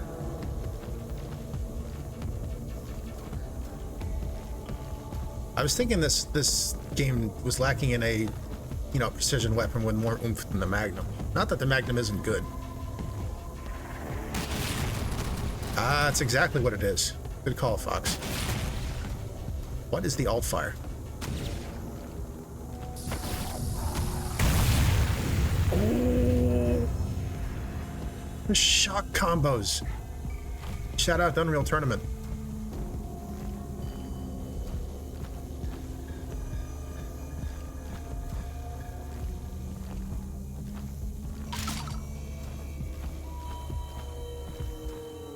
Yeah, lightning gun, but it's the fucking shock rifle from Unreal. Except meaner.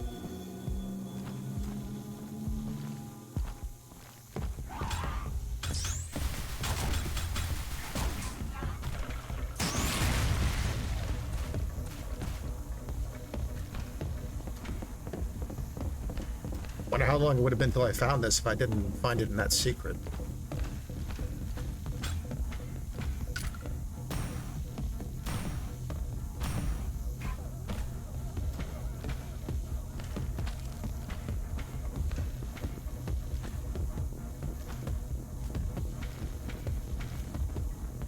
To be fair, Unreal is pretty old these now.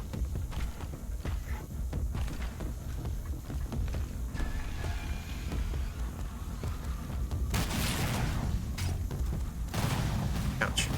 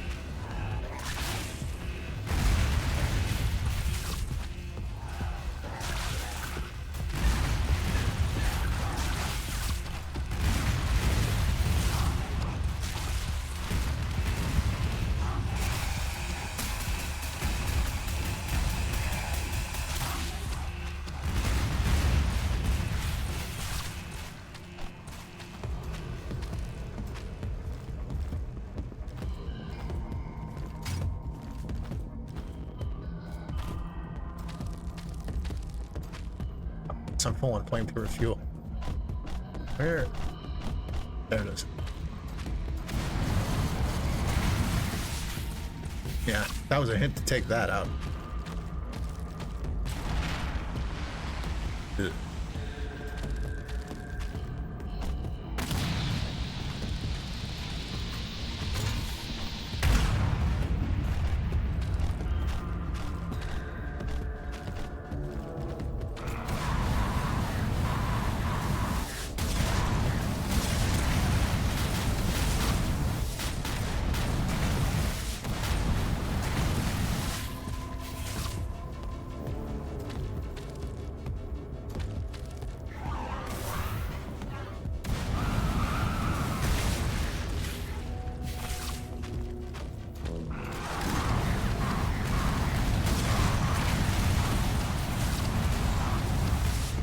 Oh boy. Ow. Shit.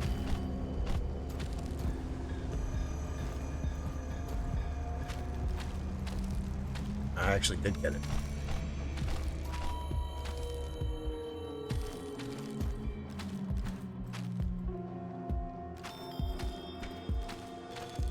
Hope I find some health.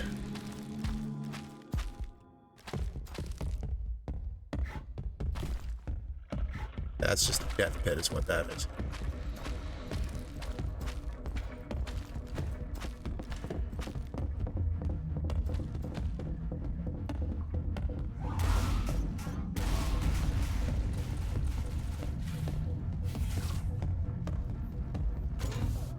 Yes.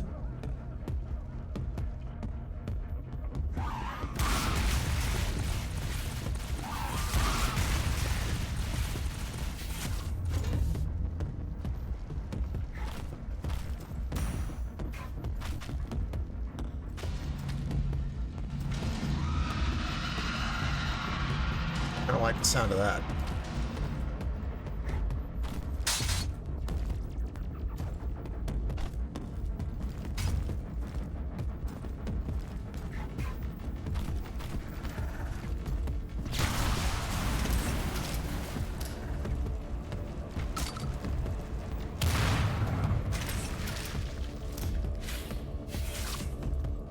Something to read here. Their bodies must be incredibly old. Their entire being is falling apart now. Don't fully understand it. Something tells me they are desperately clinging to life.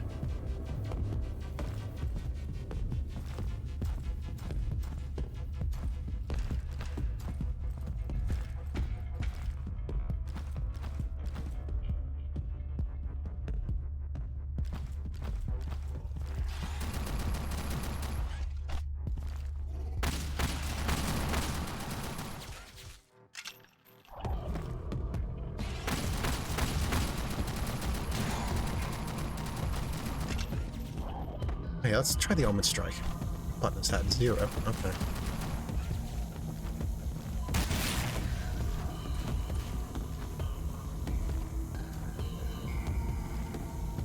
Did I get the other guy?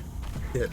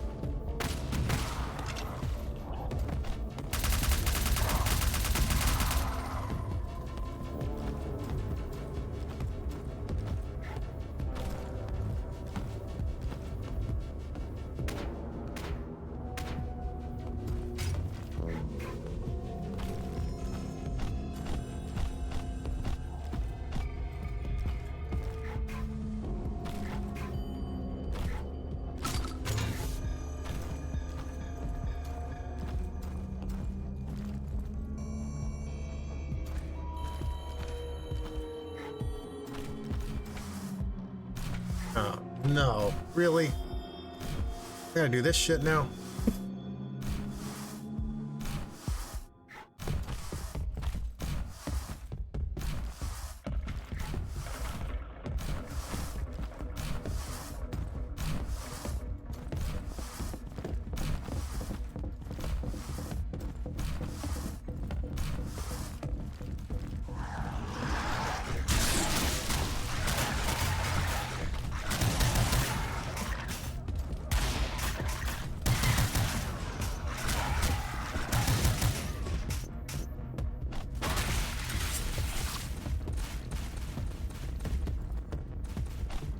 Ugh.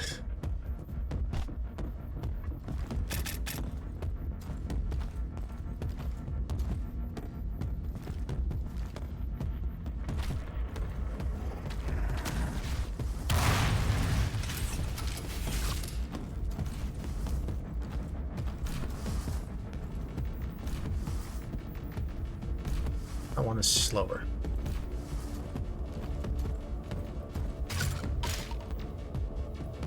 That one is much too fast.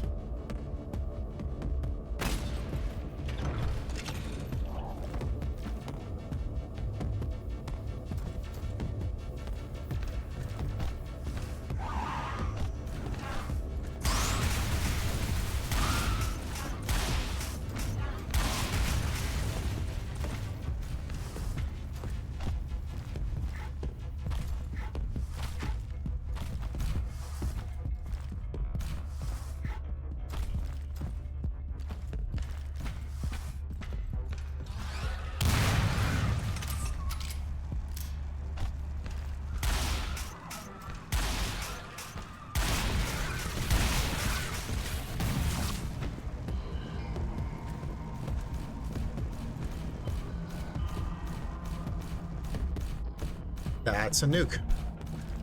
Means I could have used the one I have on the Deathblood child. But I didn't know that. Oh, it's a secret. That is the first Gatling gun ammo pickup I have found in this episode. Perhaps it is close. That would have also helped against the damn Deathblood child.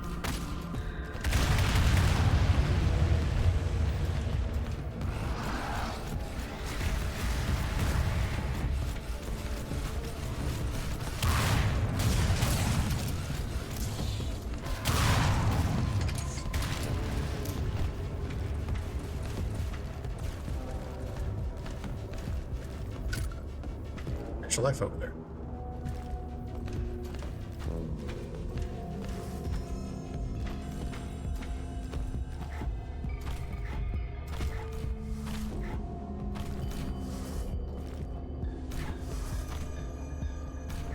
So I gotta get through that.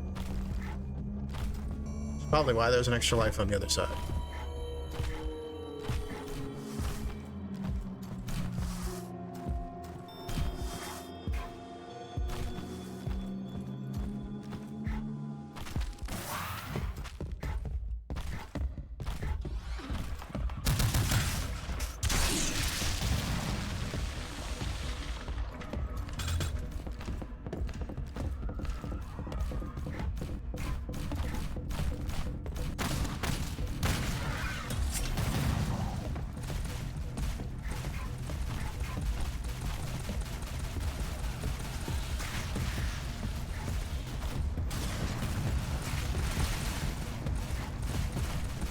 These ones smash in sequence.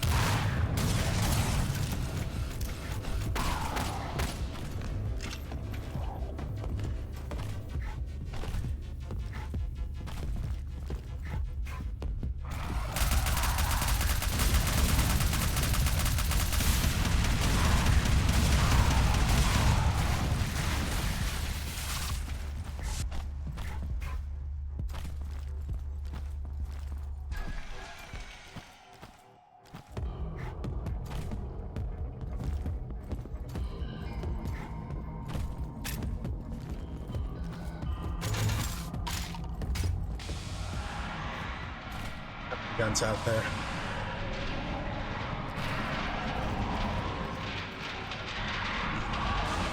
Something else is out there too.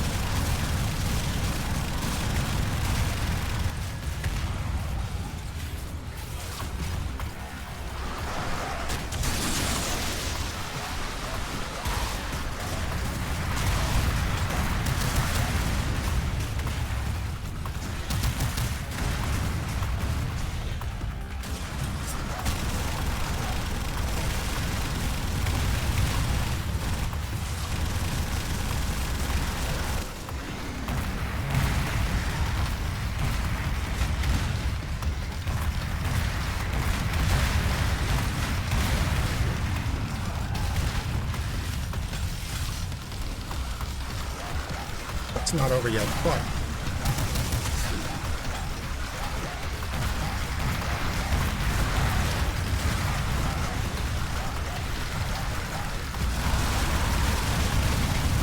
there's a light.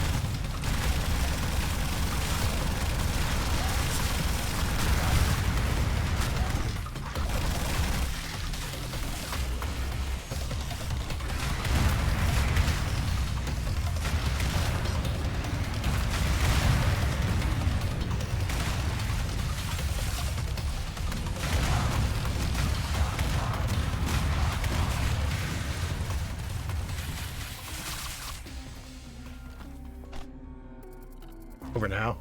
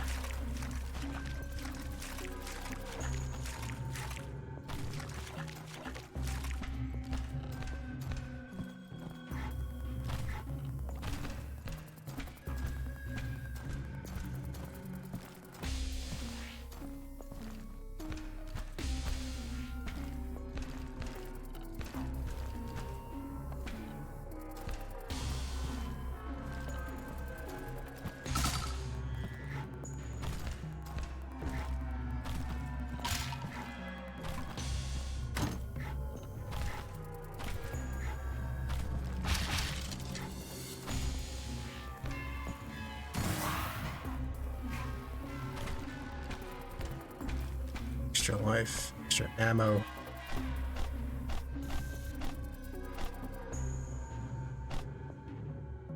I feel like 8 is supposed to bring up Flame Tower, and it doesn't for some reason.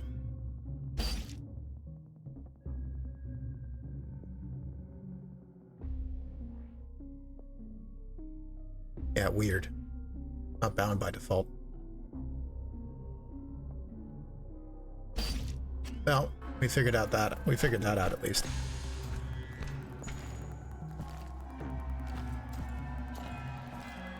Could be an oversight.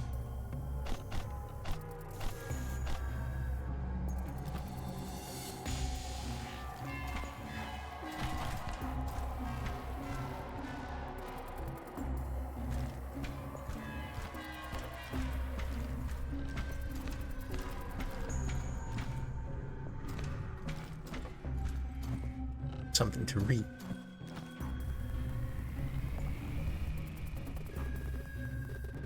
Malnecros, or growth, concentrated and funneled into a recipient. Process has taken 6 months. Rebranding status, success.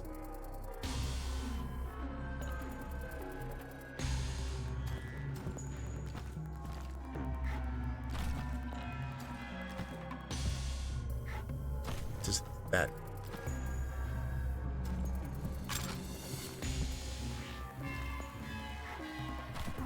What do these buttons do?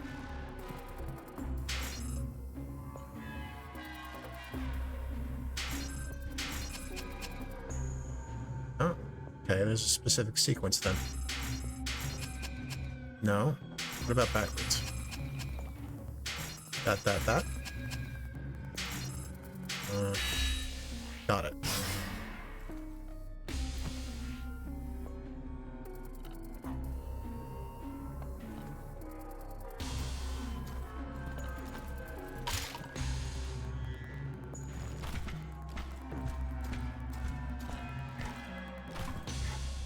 Awful lot of health pickups in this room.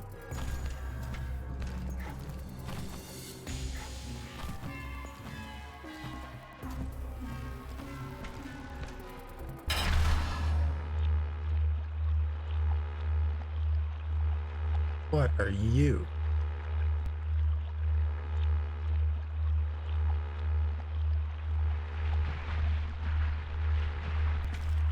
Oh shit. She does have a key.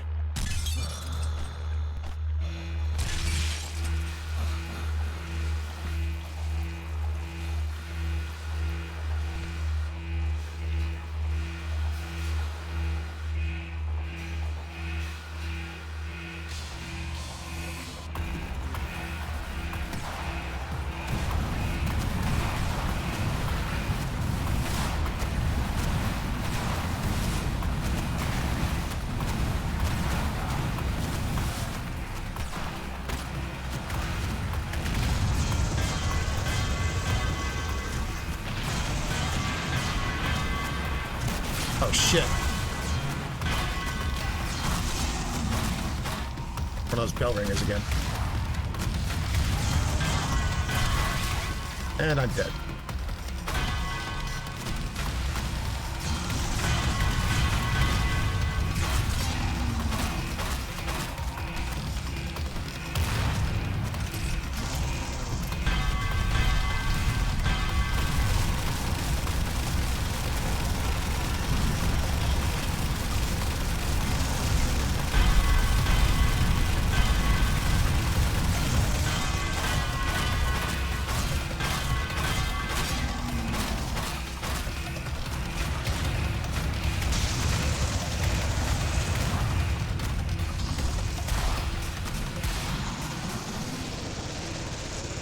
He now wields it. Now she, too, seeks the throne. Come to me. Seek me, healer.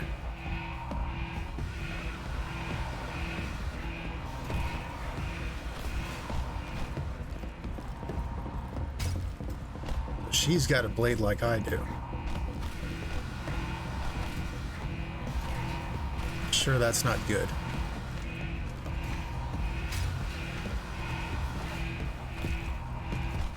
The fact that you can't interrupt weapon cycle animations by switching weapons is kind of a pain in the butt.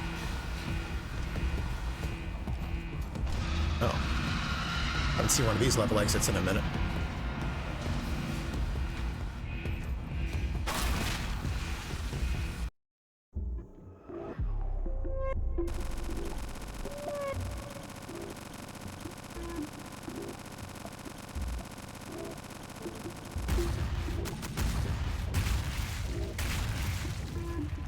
She's got to be either the boss of this episode or the next. Entering the ruptured idol. It's the thing from the end of the first episode, and the intro. As I enter this section of the vessel, I am suddenly hit by a wall of unseen power. Disturbing yet nostalgic feeling racks my body. The same indescribable crushing presence that we all felt down in those ruins 6 months ago. Rafting throne is here. Very close. The blade in my hand resonates with its presence and pulls me forward. Their mother god seeks the same thing as I, and we shall meet at the throne's chamber.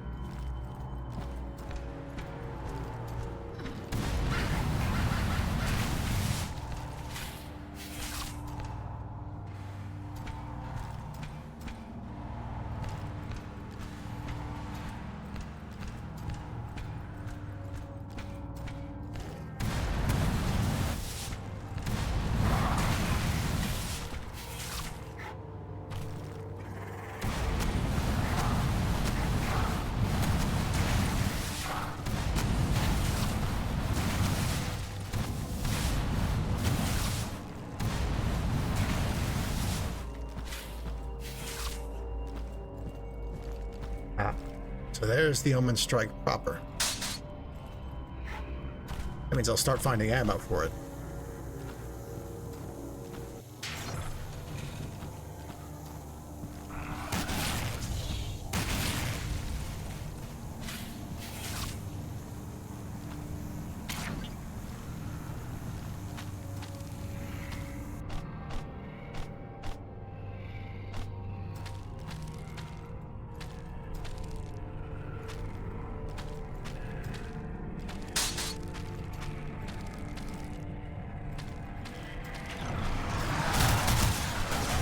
Oh, shit.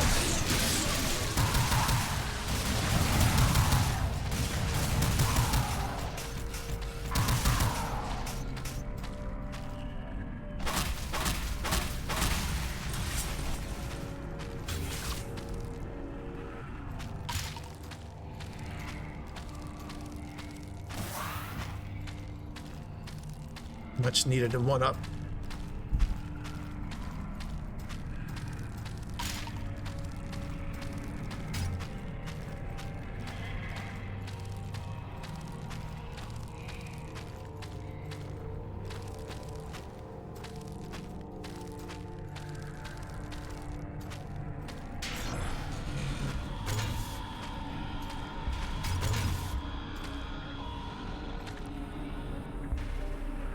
What did that unleash?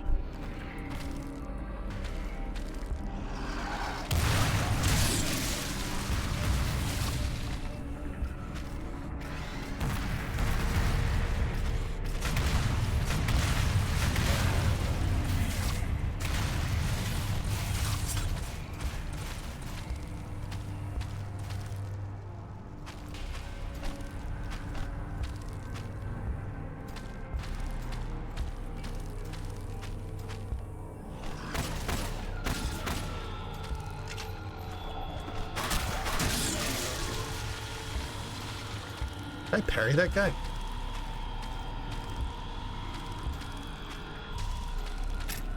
I mean, I could have been parrying them the whole time. Not that I wanted to.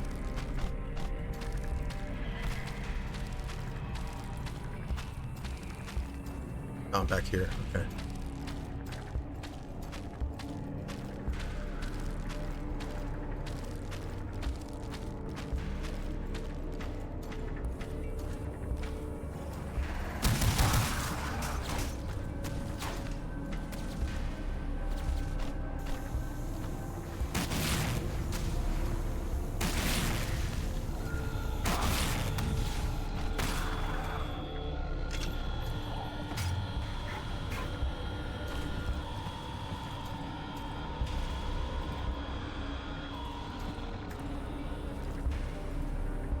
Probably a secret in that mess. I do not want to risk it.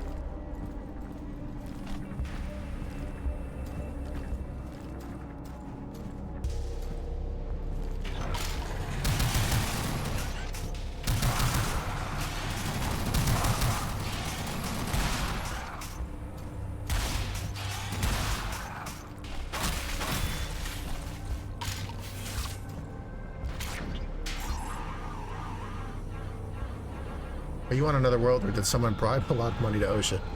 I guess the latter. I think I'm on Earth. That was never actually established.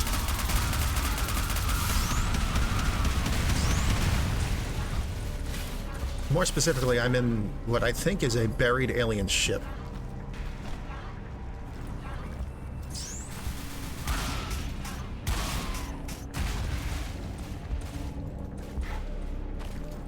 Oh, that wasn't there before.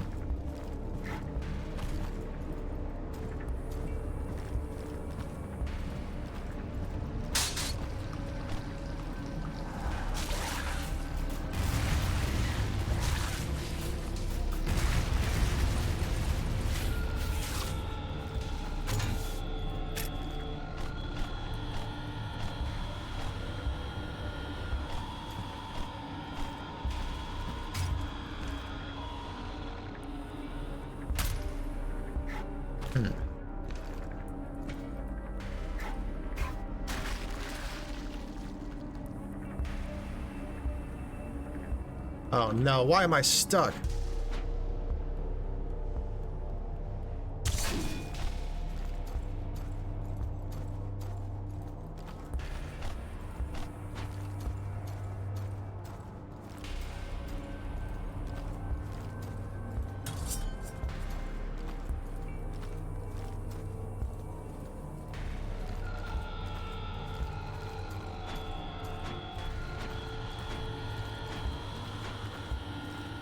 This sucks.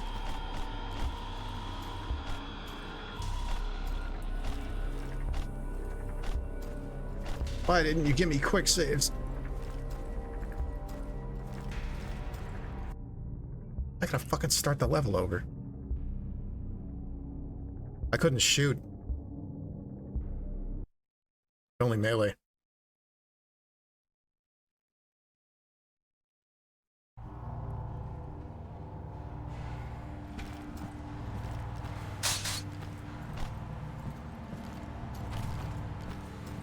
Yeah, something real weird happened there.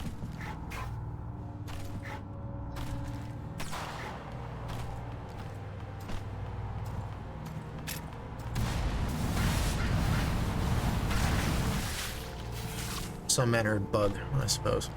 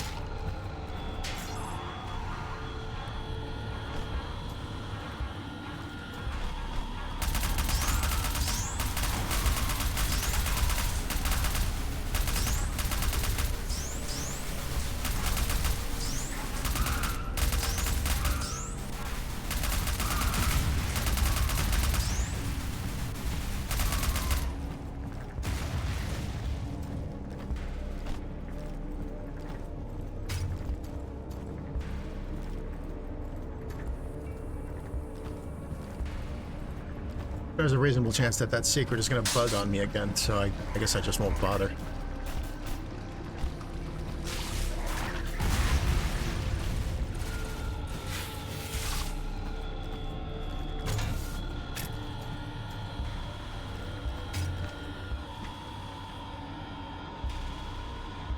Kind of a bummer, though.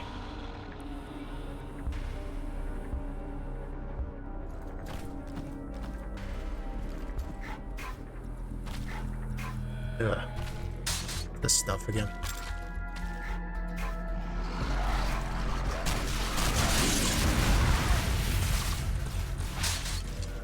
Now, why did I take that much fucking damage? Is there a barrel over there?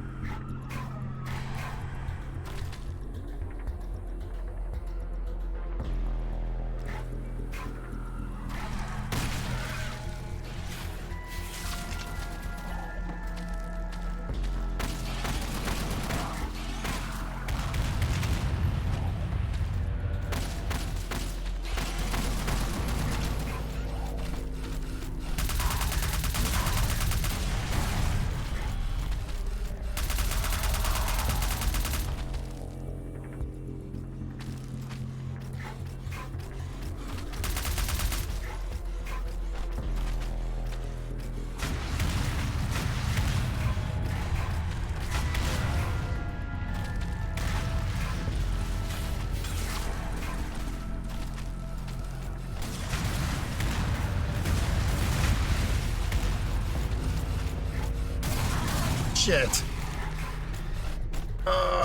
Fucking toe traps. I hate them.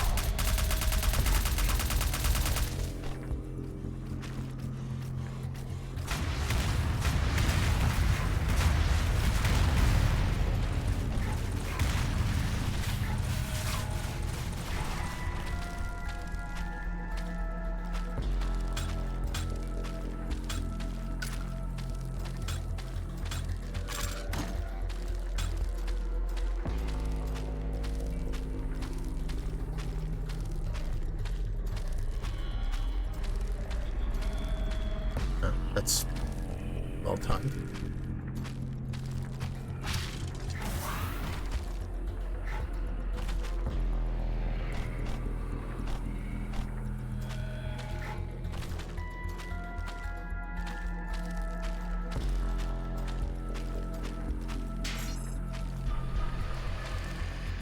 What did that do?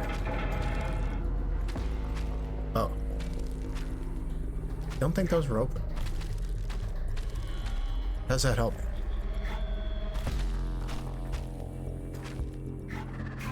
Oh, that's how.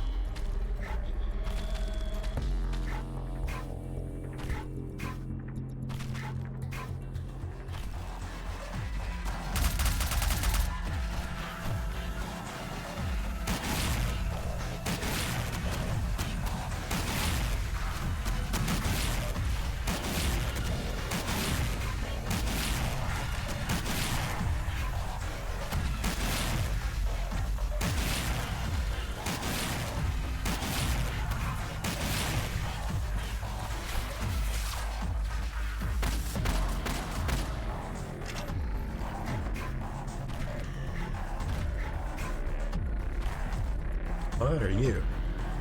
Oh, got you, I guess.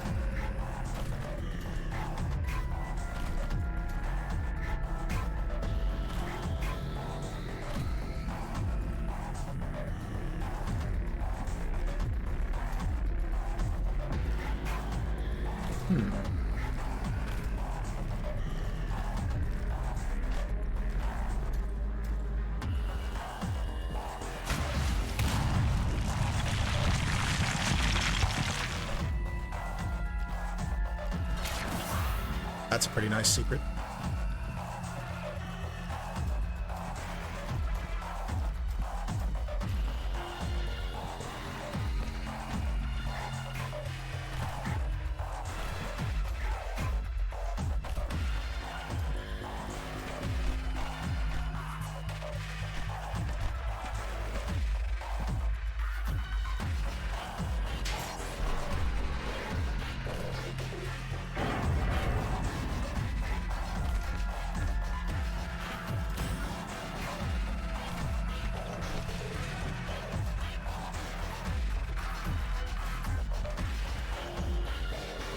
Here we go.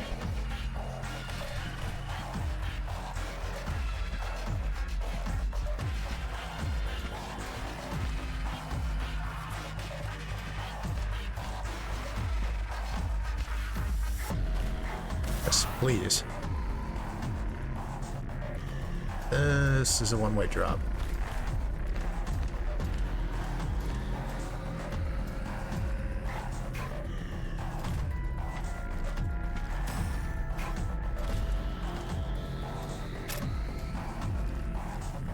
This is the way back, isn't it? Yeah, okay.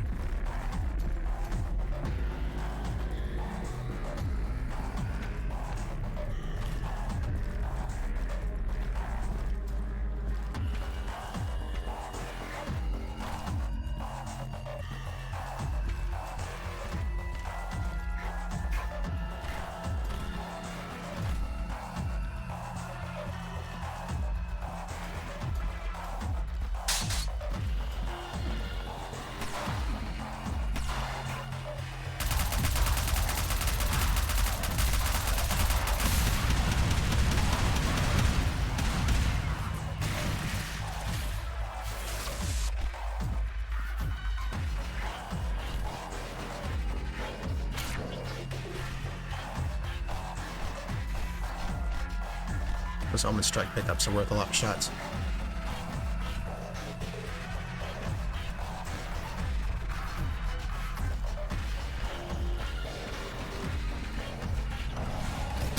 That's mean.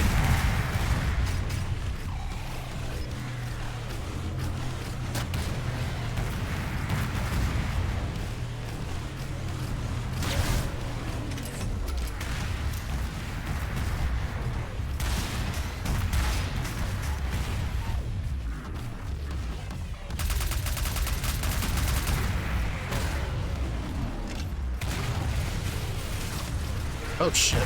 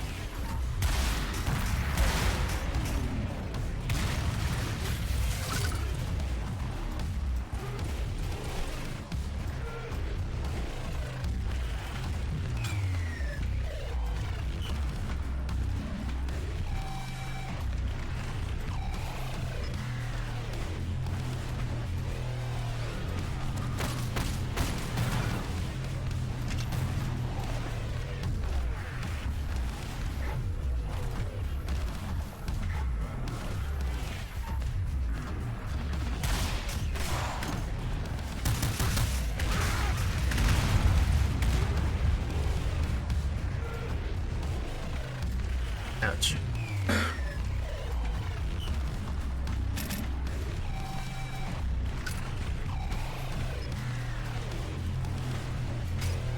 This place kinda sucks.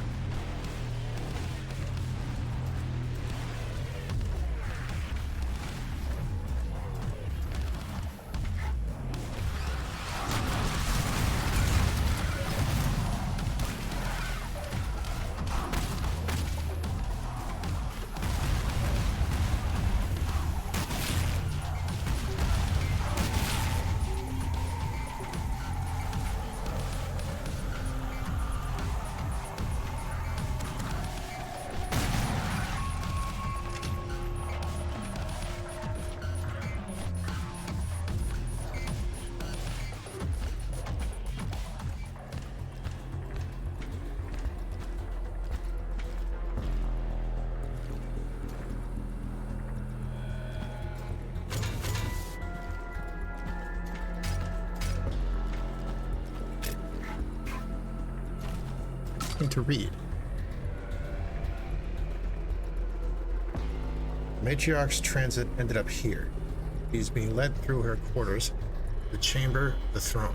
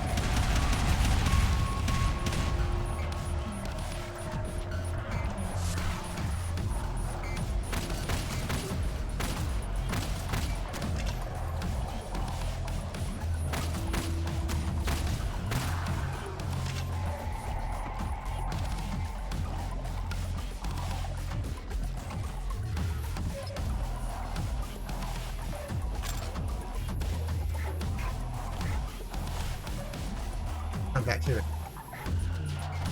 Door to before.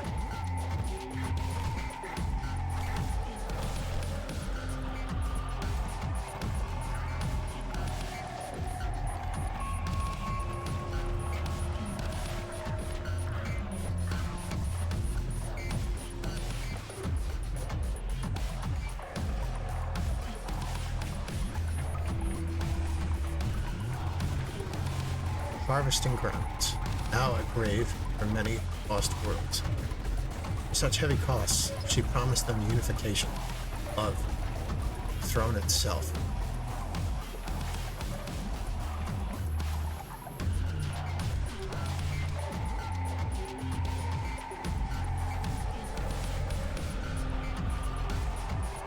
This seems to be projecting the ship's schematics. At the bottom is the vivarium. Seems that this place was designed solely for harvesting growth.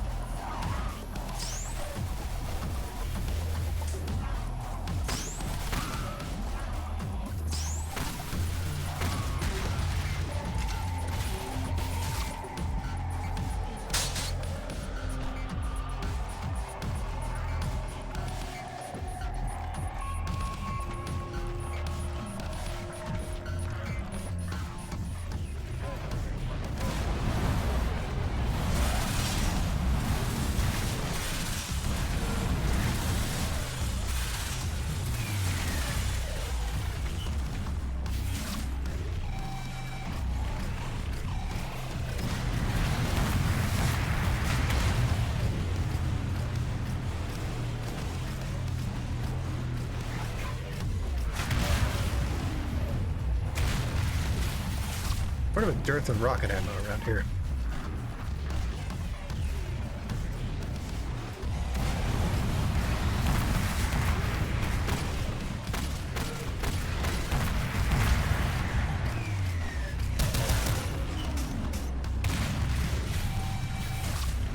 Hello, Lozo, and welcome.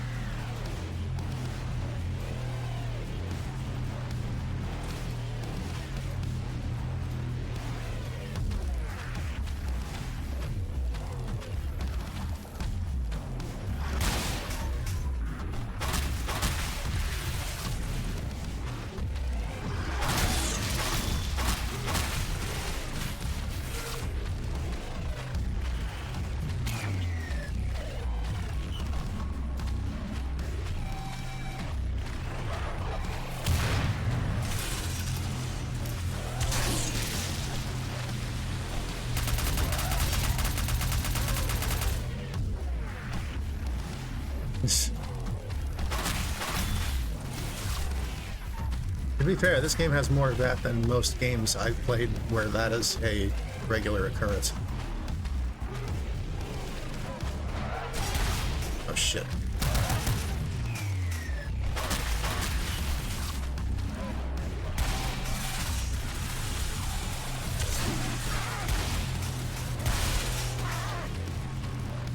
Probably gonna die in there.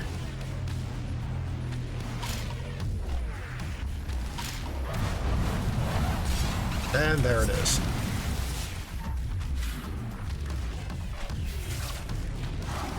Oh, God.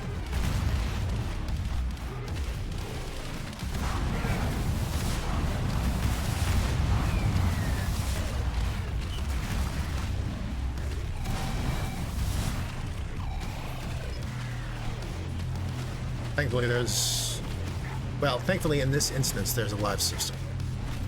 Fortunately, that coupled with a lack of quick saving has been more trouble than it's worth, I would say.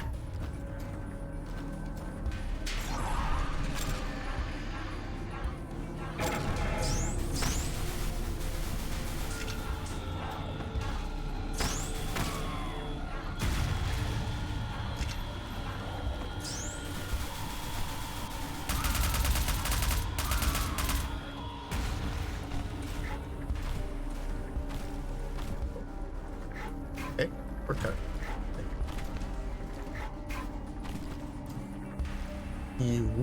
Okay. This looks foreboding.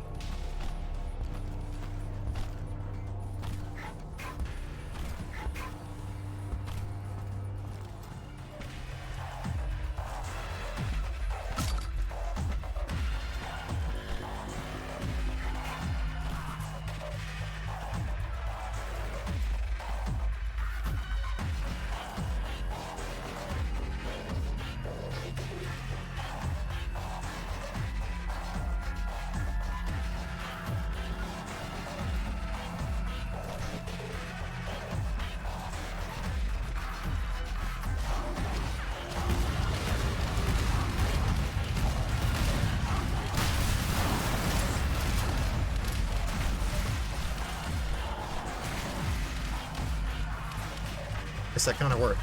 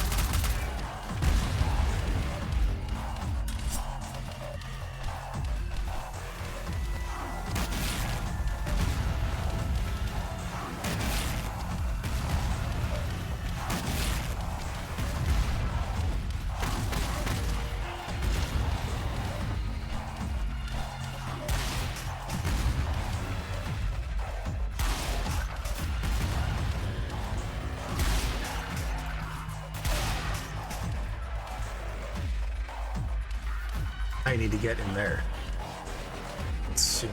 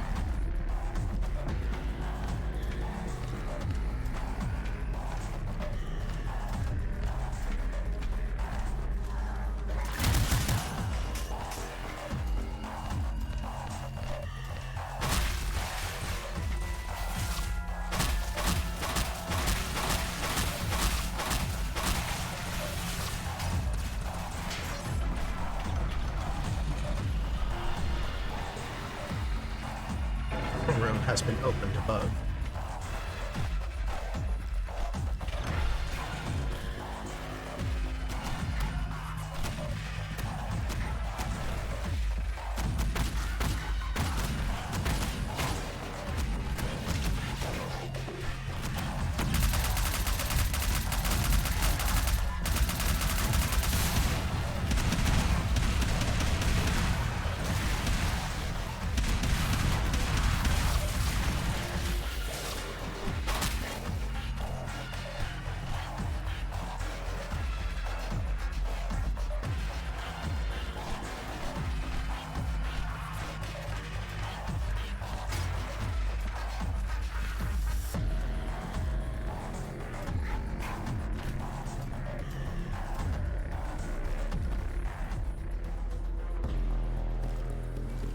Oh boy.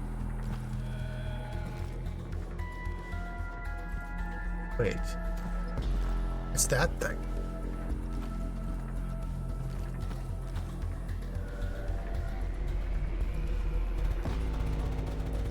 He was to be just like you. A blade wielder. Next in line. Ascension through blood. World devouring to become what I am. Dweller of the throne. Posture check and hydrate.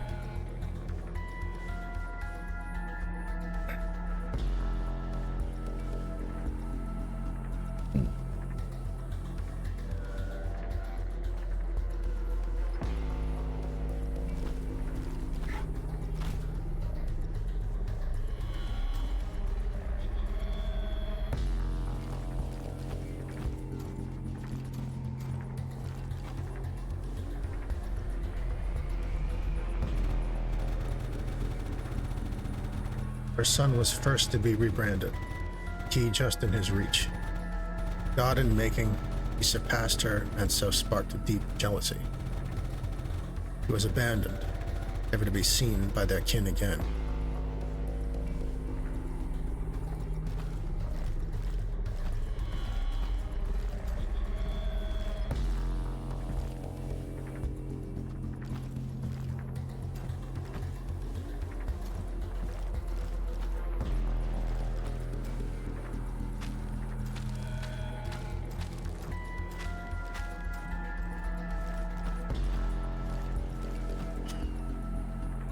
There's a slot for something here.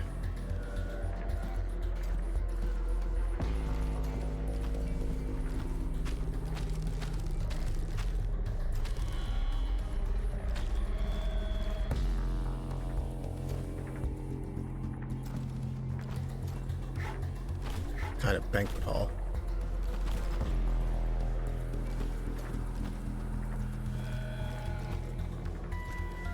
Kitchen.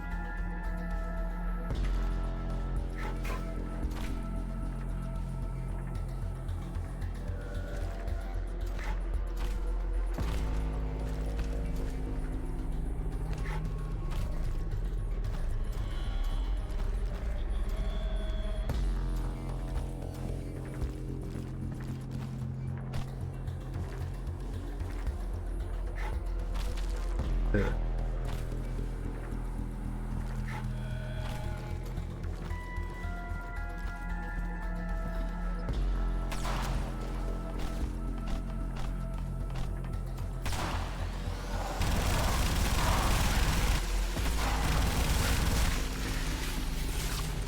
Ow.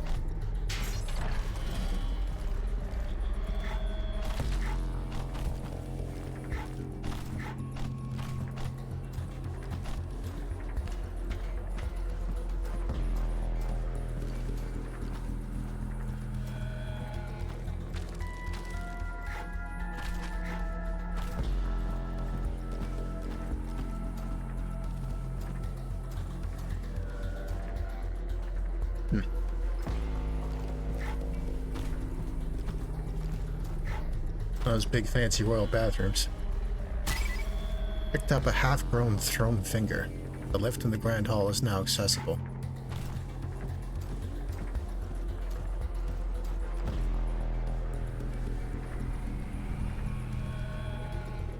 Excerpt from her log. This world has brought ample harvest. Rebranding was a success. Finally, be able to rebuild it all. Perfected, controlled, all in one flesh. No cost is too high.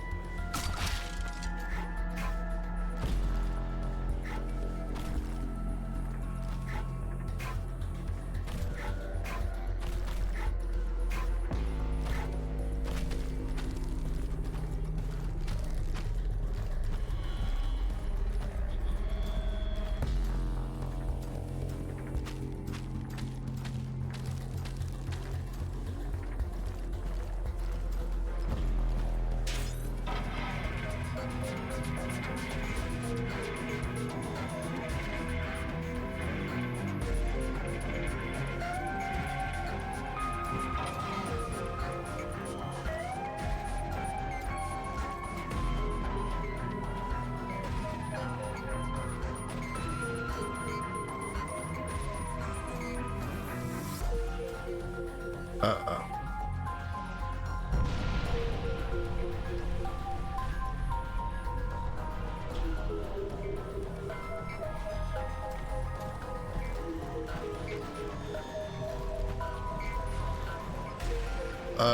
Boy. That doesn't look good.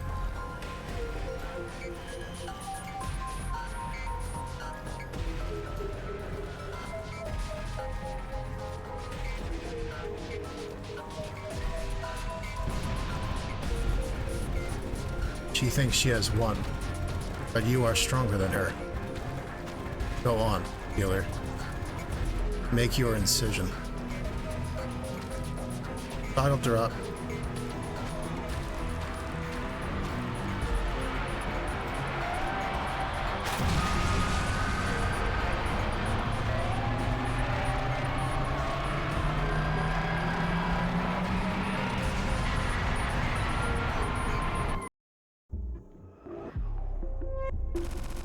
Ruptured idol finished.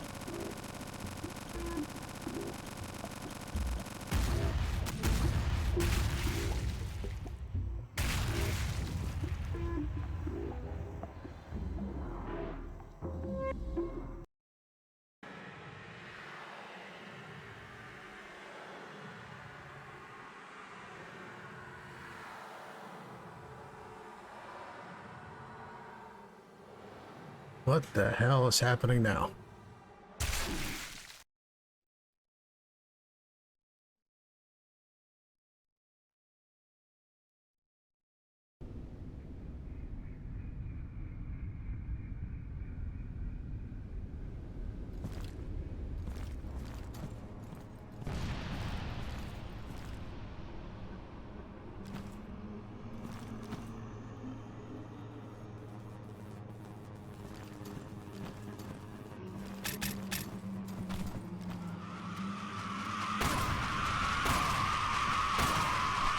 What the fuck? Oh good, there's exploders now.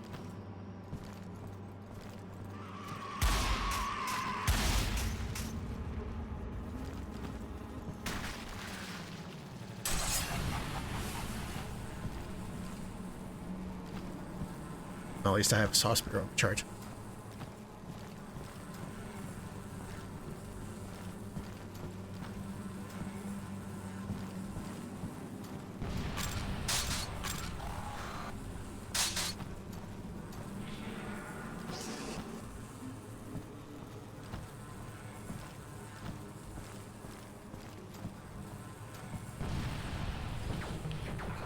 What the fuck?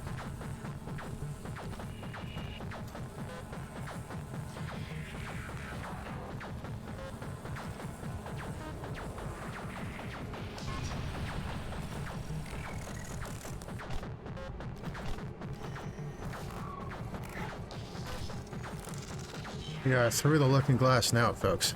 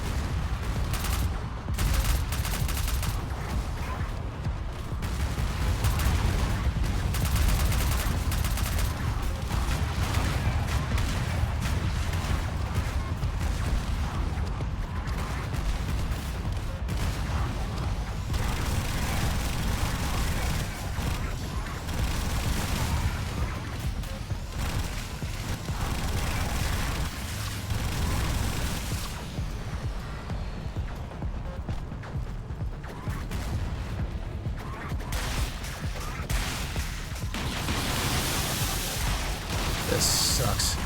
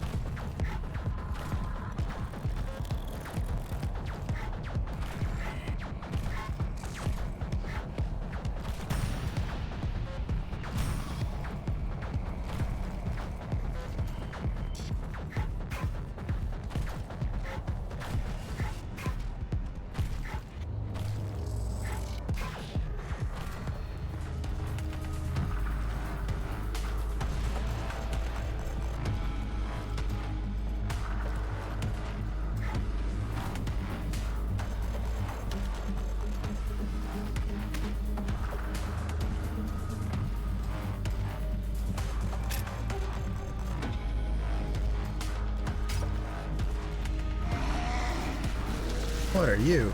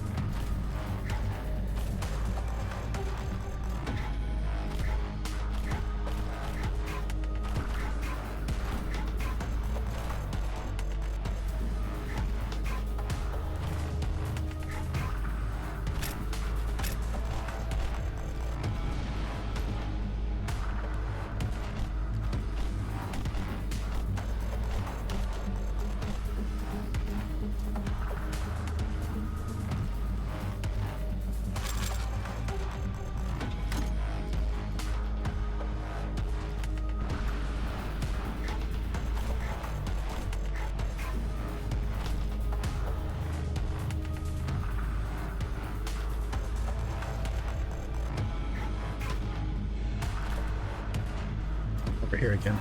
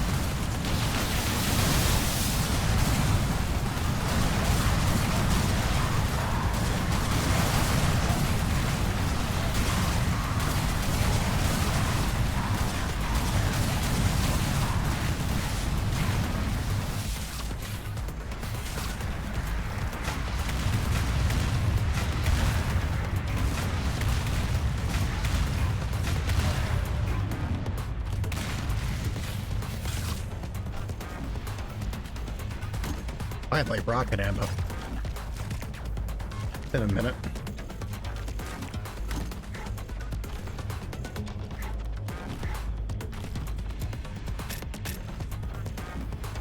Seems to me that this game is past the point of fucking around.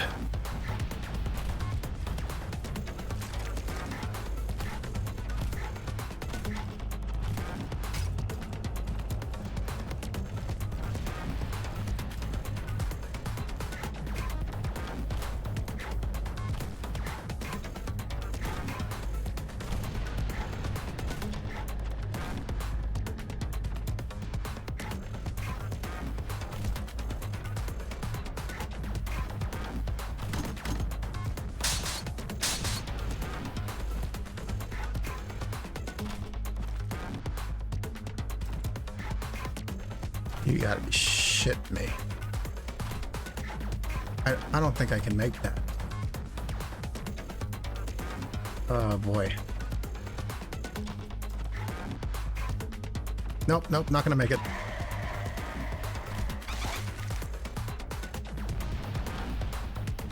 Oh. Maybe that was intended. The Herald's curse falls upon you. Only your blade can cut his furious. Oh god.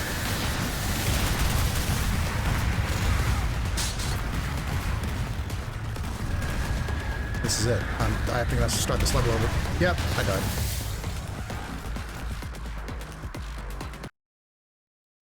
What in the fuck?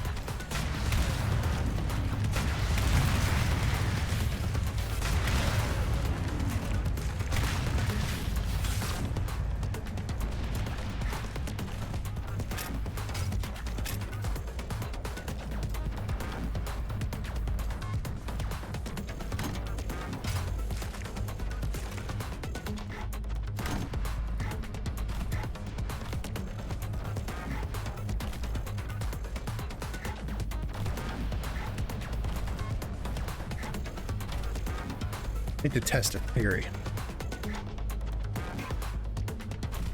Yeah. I can trigger the second jump pretty much any point. I think delaying the second jump might be the ticket to clearing that really long jump over there that killed me.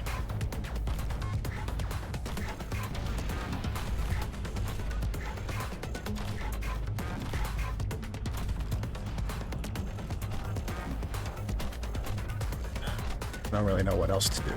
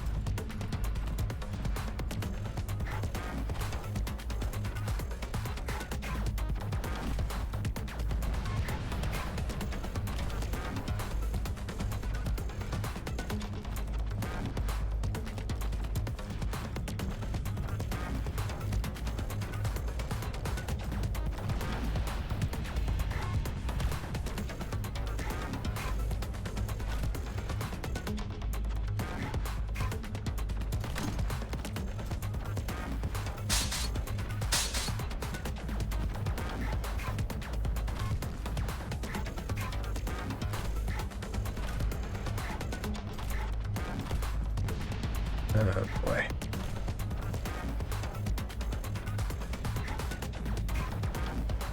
Nope.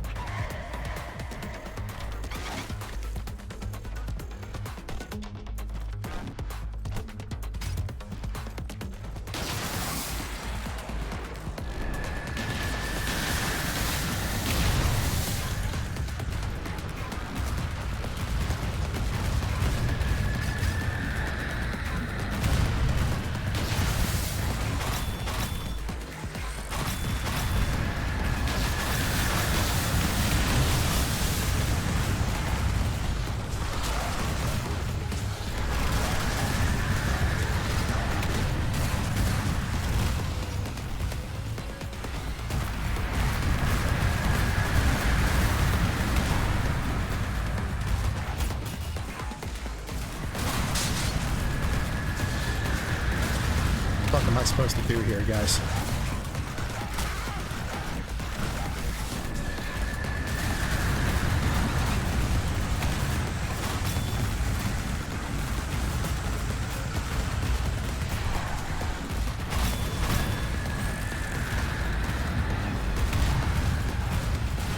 I don't understand.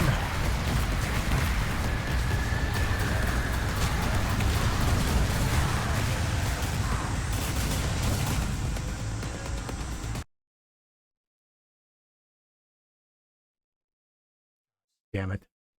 I don't get it.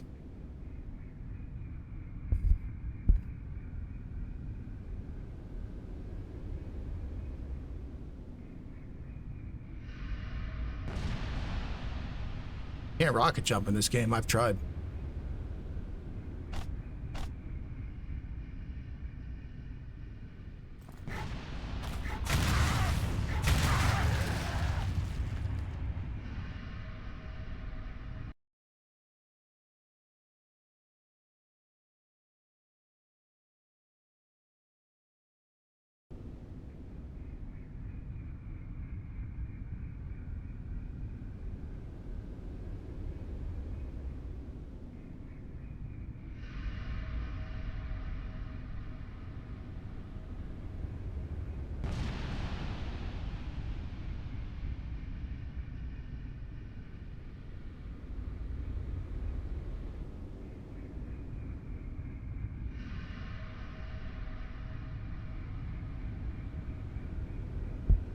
Well, we seem to be at an impasse.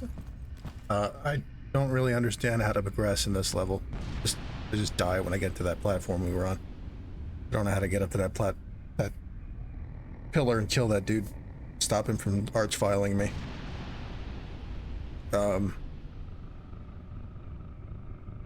Plus, I'm developing a pretty mean headache.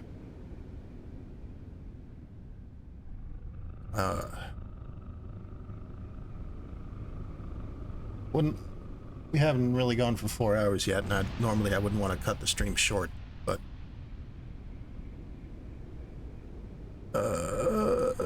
yeah, oh no. Thank you, Eliza. I might be able to figure this out another time.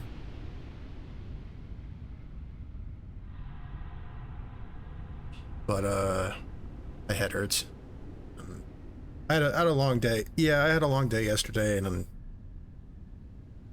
pretty sore today.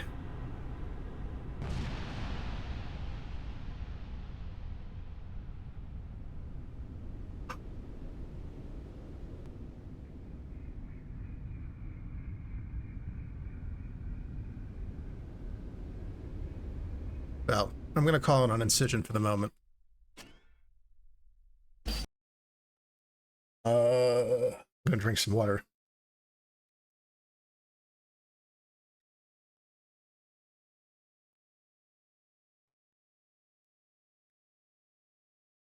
I'm not going just yet. Yeah, let me take some meds here.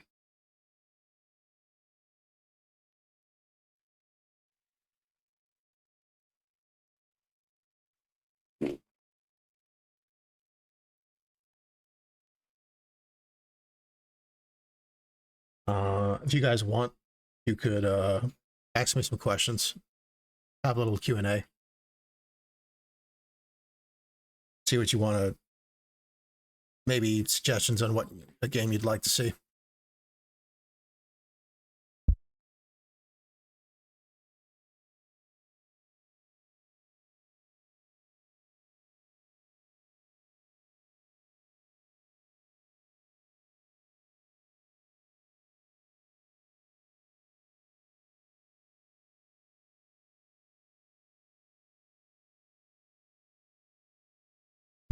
If I have some appropriate music for this.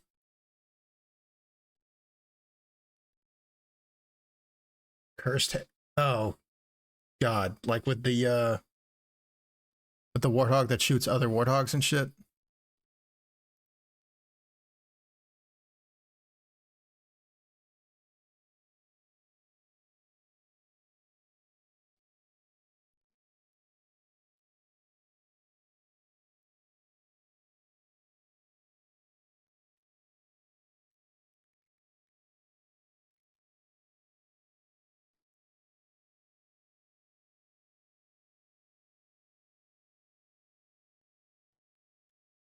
Never. I admit I haven't played Cursed Halo.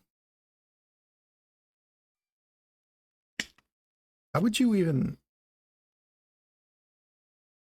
I think I have. I mean, my PC I use now doesn't even have a CD drive. I think I have somewhere a physical copy of Halo 1, the old Gearbox PC release port. I guess I would know. I don't know what all that would entail.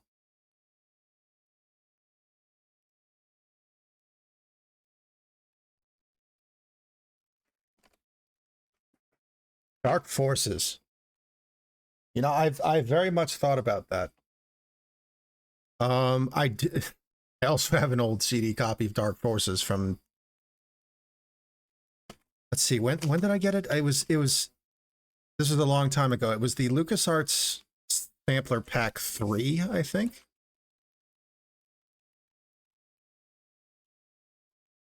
Let me look. Let me check this.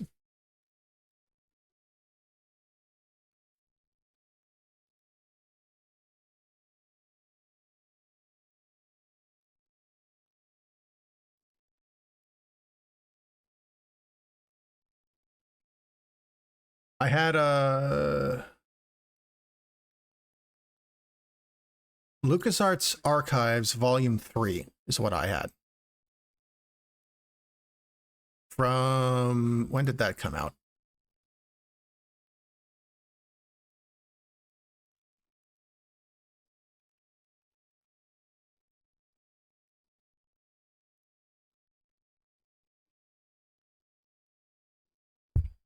No. This pack contained, aside from Dark Forces, Afterlife, The Dig, Full Throttle, and Monkey Island Madness, which was a compilation disc that had Monkey Island 1 and 2 and a demo for The Secret of Monkey Island. And, yeah, of those, I've only finished Dark Forces and Full Throttle.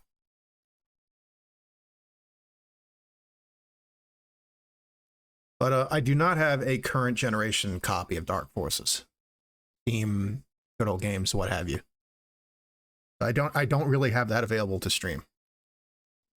However, I do have a GOG copy of Jedi Knight with Mysteries of the Sith that I got. Somebody was giving keys out and I grabbed one. I was planning to stream that next May for May the 4th, because I streamed Shadows of the Empire this year and Rebel Assault the year before. Rebel Assault 2 to be specific.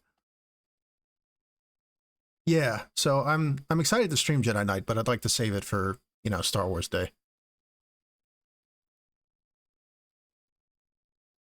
Yeah. When I know May the 4th is just, a merchandise holiday and all this, but I like to observe it and remember Star Wars as it was through the LucasArts games, pre Disney, pre EA.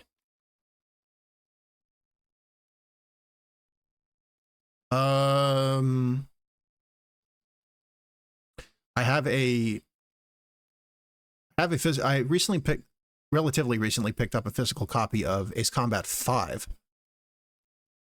So legally I can emulate that, stream that to you guys. Along with, any other game I happen to own. And I have quite a few PS2 games. I admittedly haven't played very many on this channel. I may not have talked about it much, because I usually go on and on about DOS games and Windows games, because that's my thing. That's what I grew up with. That's how I got my start. But I did have a PS2 and an N64 before that, and I played quite a number of PS2 games. Many of which I still have. Some of which I traded in at one point and then repurchased later, as was the case with Ratchet and Clank.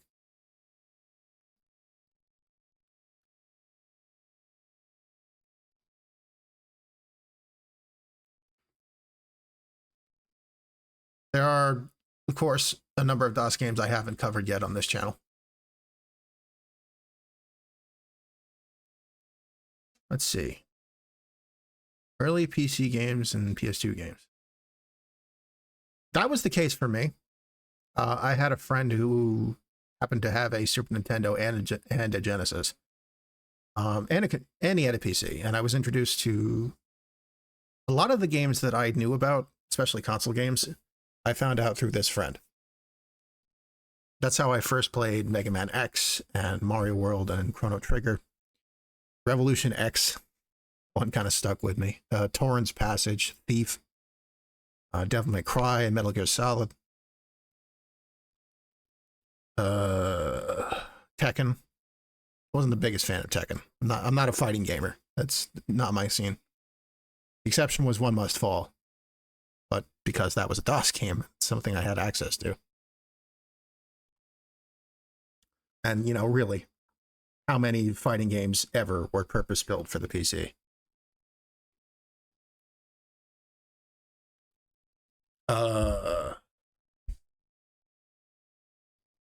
But I had a 64 a little later. Played Star Fox, and my favorites were probably Star Fox and Donkey Kong 64 and GoldenEye. Really liked Extreme G also. Battle Chess. I've heard of Battle Chess.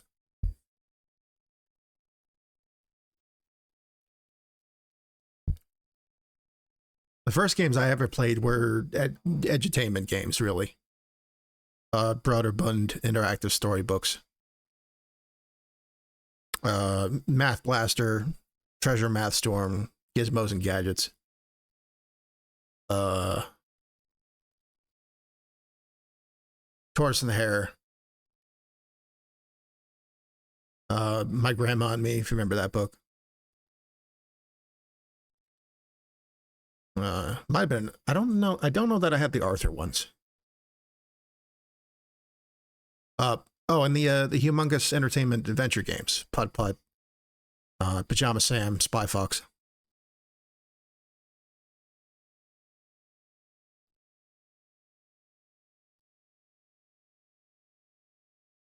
I never played any golf games. Might have come across a mini golf game here and there, but it's not something I ever sought out, I would say.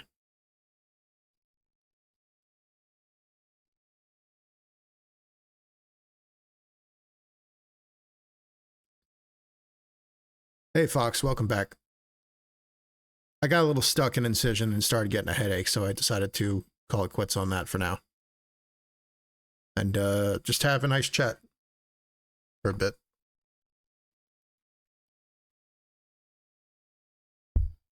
Yeah, I believe it.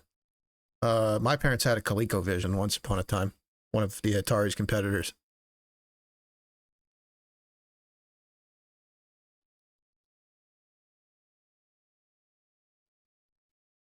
So I had some water, took some meds. Now we're talking about old video games.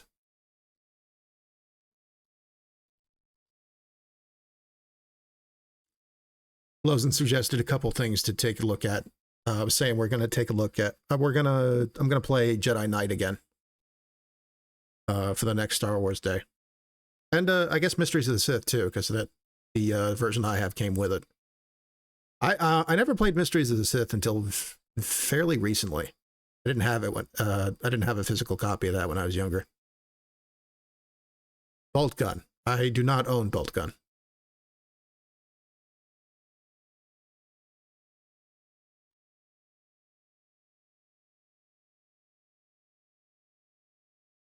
It is fun though. I have played it, but I don't have my own copy. Nightmare Card. I have played Nightmare Card. I've actually streamed it on this channel. There's I will drop a link to the VOD in the chat.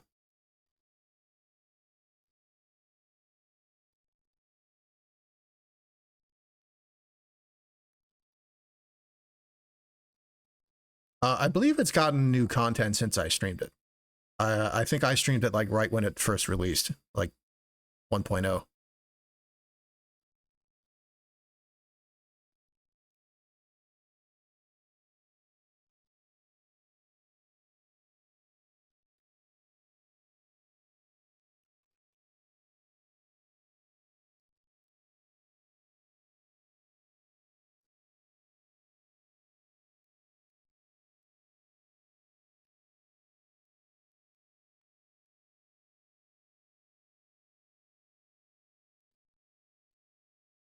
Let's see here. Here we go. I do not have Leisure Suit Larry. I've never really been interested in that one. Oh, you were kidding. Okay. But here, that link will take you to the VOD for Nightmare Cart.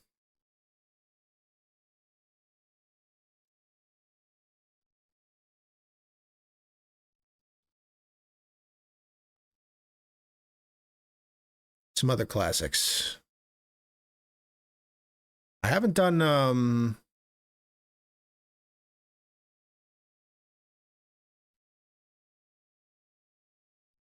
well, there's there are games that are widely considered to be classics, and there are games that I consider to be classics, and it's not 100% overlap.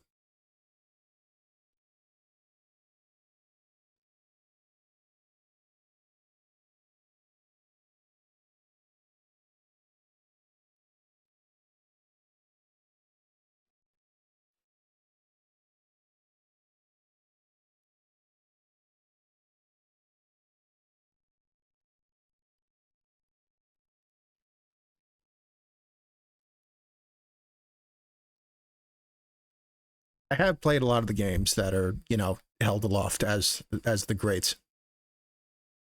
Funnily enough, I've actually been replaying Super Metroid just recently.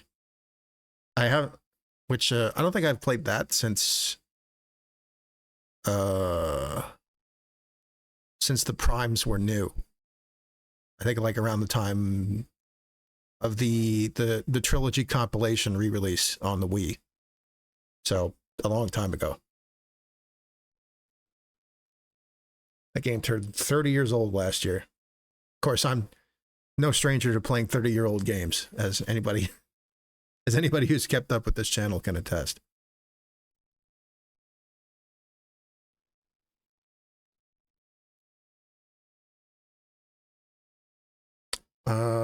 Let's see, what have I got?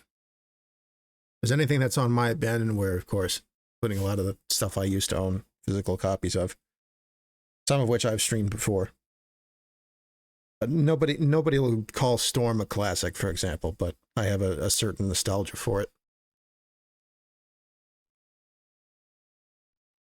I'm probably the only person who's played that game more than once, never mind at all.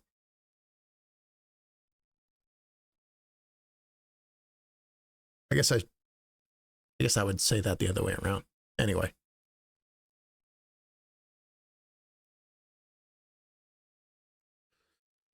I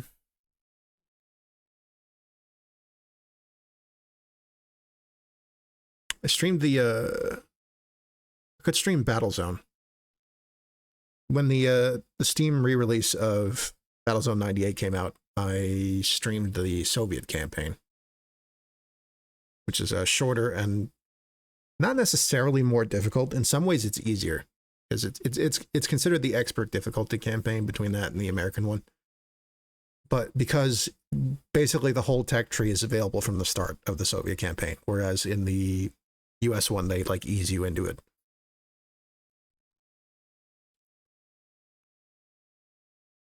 Out of, you know, 1 or 2 new units or buildings like per mission, the way, you know, RTS campaigns usually play out.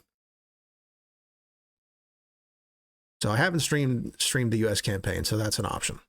And I haven't streamed. I'd like to stream Heavy Gear, first one. Since aside from Battlezone 98, basically none of the old like Activision CD games have been officially re-released. They're all abandonware now. MechWarrior 2, Heavy Gear, Interstate 76.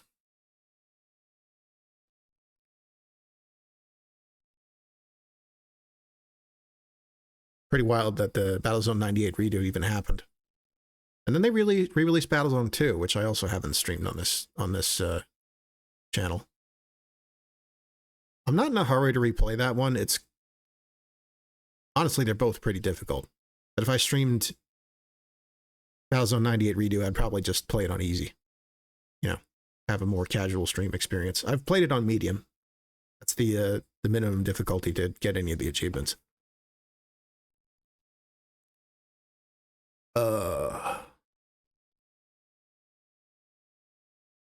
Could stream. I streamed Firefight.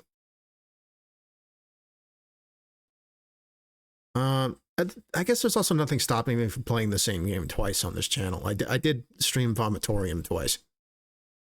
I decided to replay that as part of my like Scumhead saga. Now, at this point, I've streamed every game he's made, with the exception of the upcoming unreleased Morta, which I of course will also stream, since it'll be gold, since basically everything he puts out is. I haven't streamed Seek and Destroy. Either there's 2 games called Seek and Destroy that I know of.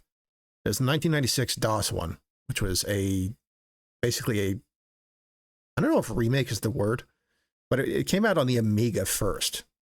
And I think 95 or 94 even. And then they released a different version for DOS through Safari Software was the developer, and they were then a division of what was then Epic Mega Games. Now they're not so mega. There's that. That game holds up really well. I've never actually played any of the old Army Men games, and I don't own any of them.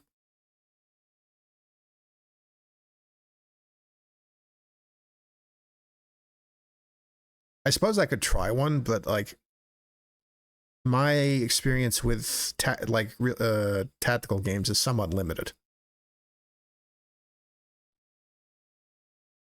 Like I never got into XCOM until Enemy Unknown, for example.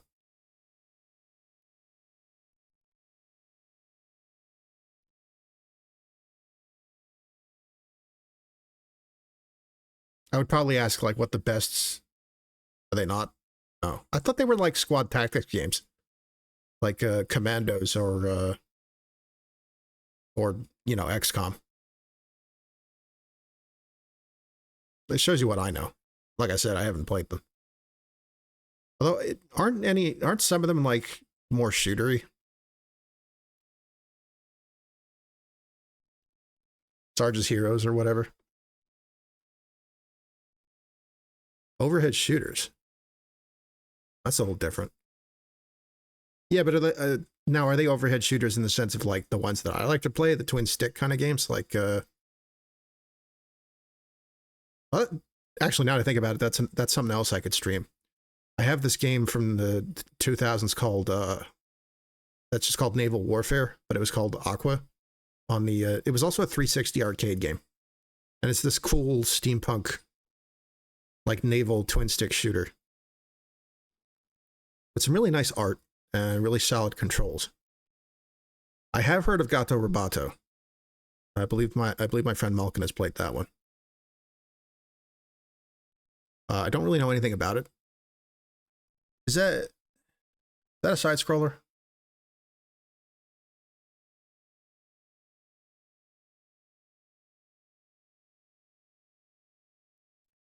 There was sort of a small renaissance of twin stick shooters in the 2000s. I remember a lot of them coming out around that time. There was Aqua, there was a Red Faction one called Battlegrounds.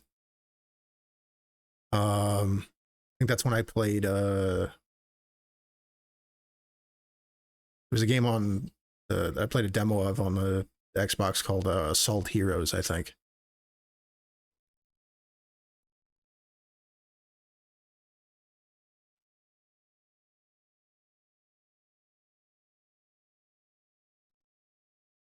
There's a couple of games that I kickstarted that aren't out yet. It's funny.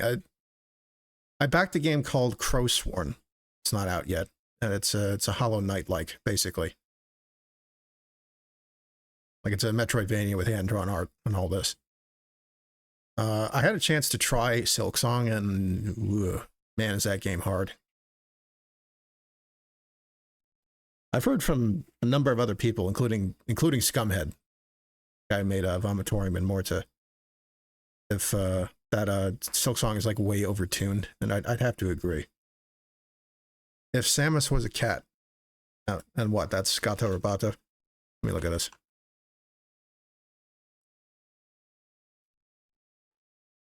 Doink soft.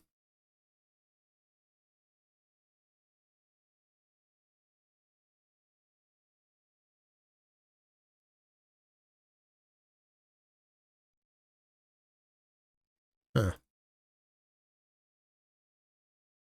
Can't say I'm a big fan of the minimalist art style, but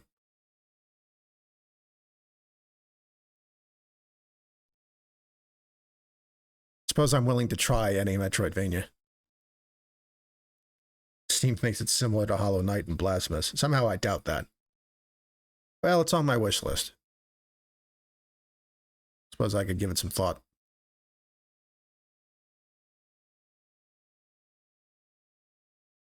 A month ago, I saw a video about the Rise and Fall of the Army Men games. Good lord.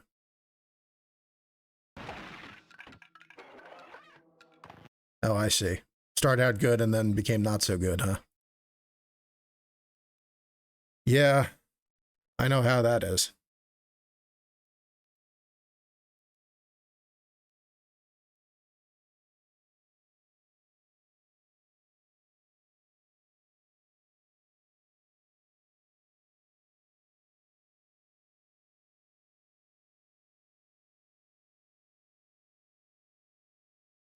I guess technically Vampire Survivors and its derivatives are twin stick shooters.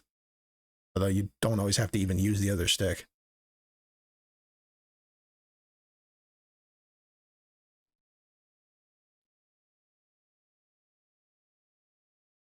haven't really streamed any of those. I didn't think they're kind of gameplay made for the good kind of stream that I like to do, where I like to play like single player games with crafted experiences, narratives, and whatnot. Story of the publisher demanding the developer to pump out as many games as possible in the shortest time as possible. Quality went downhill quickly. Oh, I've heard that one before.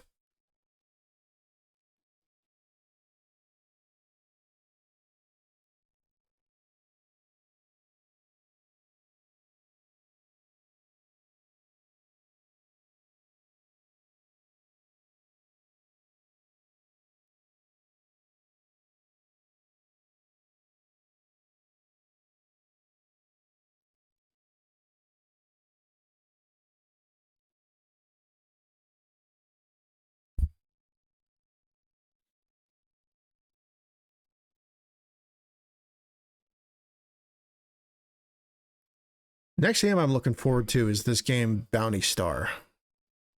Finally got a release date. It's coming out in next month on the 23rd, supposedly. And it's it seems to be a combination of a third-person like mech shooter with like, you know, different weapon loadouts and stuff, and a sort of like farming and development sim. And it's got a narrative. You're this woman named Clementine who buys a disused garage in the Red Expanse, which is this like, it's like a post-apocalyptic southwestern US. She used to be a soldier, and they called her Graveyard Clem, and that's the full title of the game, is Bounty Star: The Morose Tale of Graveyard Clem. She did some shit during whatever war she was part of that she's not proud of, and she came out to the desert to clear her head. And she buys this old garage, and she starts taking mercenary gigs. She's got a refurbished mech, a Raptor Mark II, they call it. And you take jobs and you fight bounties, and you come back and you develop your farm. You build up the garage, you plant crops, and you can, like, as far as I can tell, you can cook. And the meals you make will give you buffs for your next mission. Now, I haven't played many farming sims. I'm not even sure I've played any. I know like Stardew Valley and whatnot are super popular, and I always hear about Harvest Moon and whatnot. Don't think I would play a farming sim for its own sake, but I'm willing to entertain the combination of that and like third person, like real time mech combat.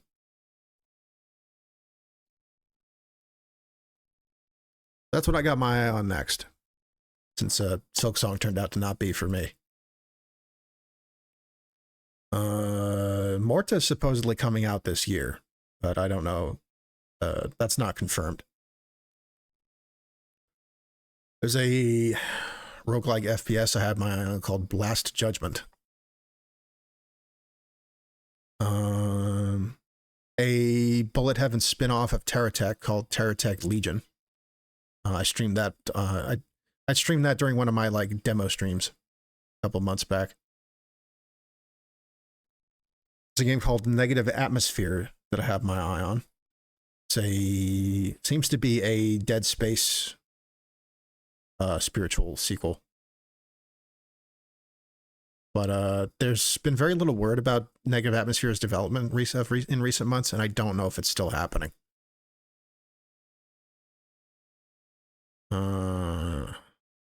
Looking forward to Captain Wayne. It's a GZ Doom, very cartoony, over the top, nautical GZ Doom FPS. I've drawn the character before. He's very funny looking. He's got a big grin and a big beard, and he's got a cybernetic arm that like doubles as like a double-barreled shotgun and a machine gun.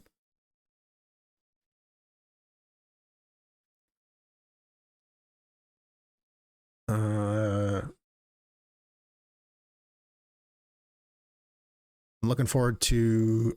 Captain Wayne is supposedly coming out this year. Don't know exactly when yet. Another one is Sanctuary Shattered Sun.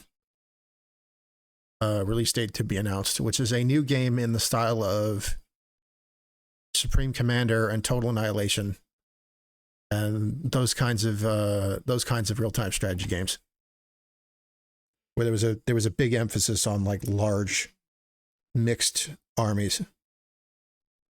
It's the old kind of RTS before like the rock paper scissors game of counters shit that you get in like Command and Conquer 4 and whatnot.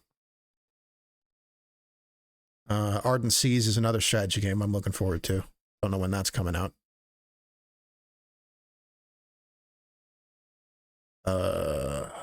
Black Paradox Reloaded. I have the original. It's a roguelike side-scrolling shooter. Cool, like synthwave soundtrack and 80s style and all that. Gin Hunter is another one.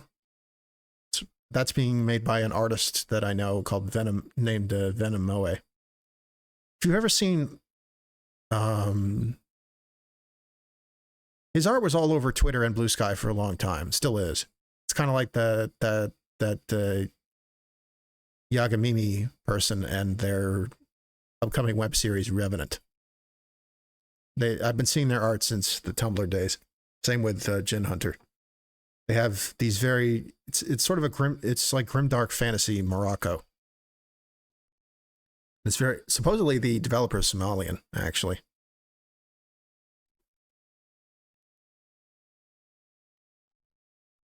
And so far the visuals look amazing for Gin Hunter.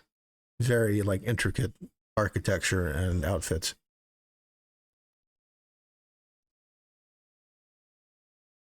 Very like Islamic Golden Age type look.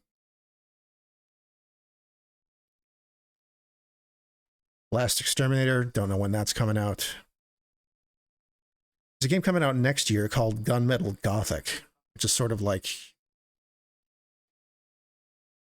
cooperative Resident Evil from the looks of it. And it's got that deliberate low poly look and an over the shoulder perspective. So like co-op Resident Evil 4 maybe. But with an appearance more similar to the like older Resident Evils than that. At this point, I'm just going down my wish list. I don't know when Disdain is coming out. Coming soon, it says. That's another retro FPS. That one's sort of more of a Quake 1 like. Retro Blazer is another one. Very it's sort of like a cyberpunk Egyptian type thing. Like you're like a dude with Anubis ears and power armor.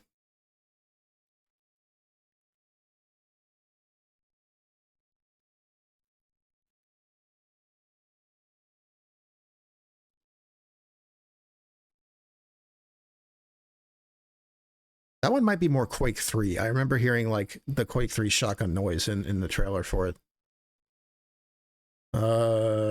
Nova Squadron is a roguelike Ace Combat like.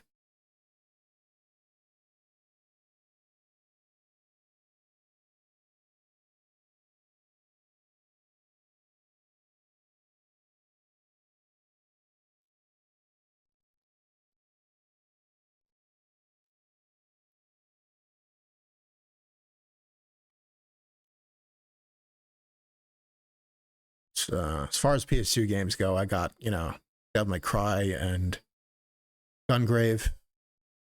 I got Metal Gear Solid 3. I also have the first one. I don't know that I own a copy of 2. I may have only borrowed that from a friend. Got all the Ratchet and Clanks. I think I still have all the Jack games. I know I have Jack X, my personal favorite, the combat racing one. Oh, right. I was talking about, I talked about Seek and Destroy 96, the DOS game, but I forgot to talk about the other one, which was a 2002, I think, PS2 game. And, this is funny. I always like to show people this one. Maybe I can show you guys.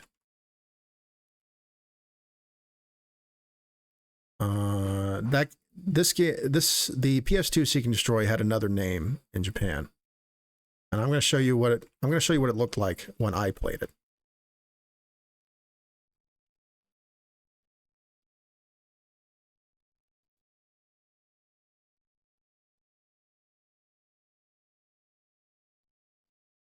I think I can display an image through OBS.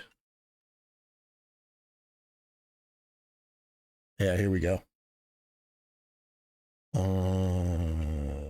OBS.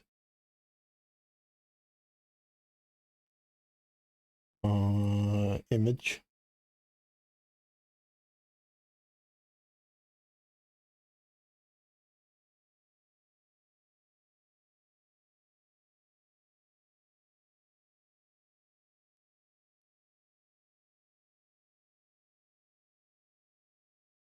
Okay. Here we go. So this embarrassment is the PS2 is the US cover, you know, the NTSC whatever version of what I knew as Seek and Destroy. Now this looks like some kind of dumbass like jingoism simulator, right? It turns out that other than involving tanks, this cover has little to nothing to do with the game in question. Now let's get rid of that. And I will show you the Japanese cover. Oh. Hang on, I may not actually have that image.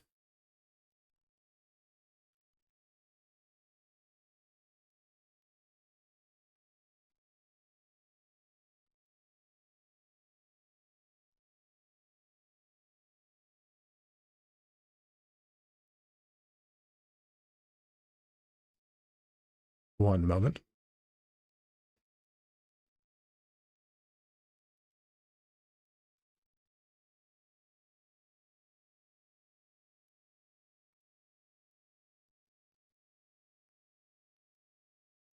This is the Japanese cover for what was originally known as Shin Combat Chorokyu. Is what Seek and Destroy / Shin Combat Chorokyu actually is a third-person action RPG where all of the characters are intelligent, super deformed tanks. And it's got a world map, combat arenas. I think it might even have side quests, shops, NPCs to talk to in town between missions. Basically everything you'd expect from an ordinary RPG, just with tanks.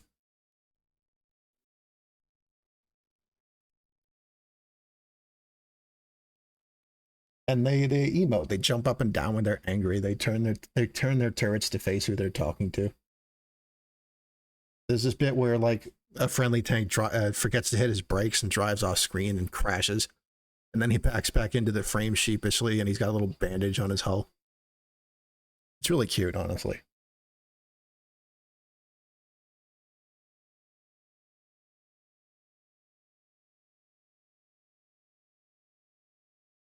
PS2 was unmatched for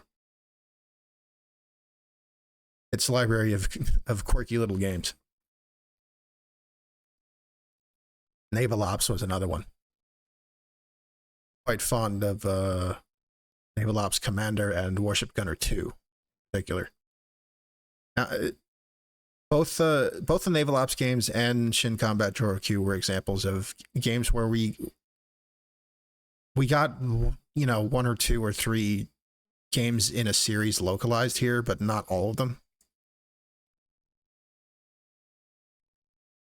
We got only 3 of the Naval Ops games and a handful of the Chorokyu games. Have I seen Dwarf, Real-Time Strategic Conflict? I think I followed the developer's Twitter for a time. I don't know if they made the jump to Blue Sky. If this is the same game I'm thinking of, where it's a sort of visually, it kind of looks like the first Command and Conquer games. I think it has like sprites.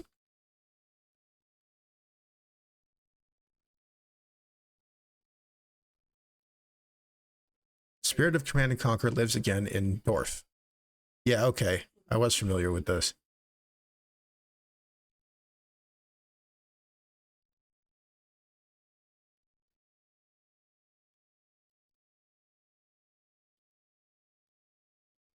There was another Command and Conquer like that I was following called Mars 2000. And I haven't heard any updates about that game in a long time.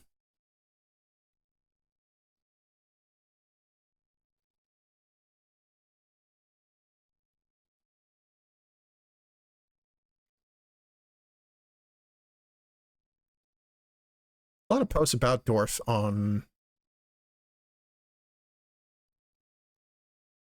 Blue Sky, but I don't see the actual developer's account. Unless they just don't have a Blue Sky.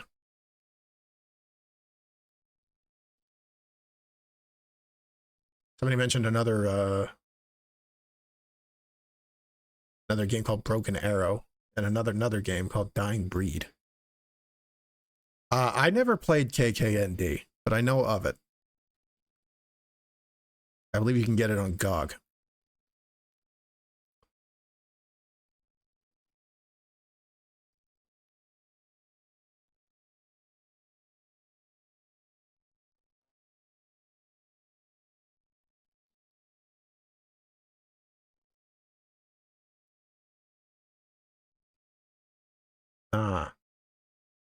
This person says that Dorf is more closely related to Tiberian Sun and Red Alert 2. And that Dying Breed is more of a Command and Conquer 1 and a Red Alert 1.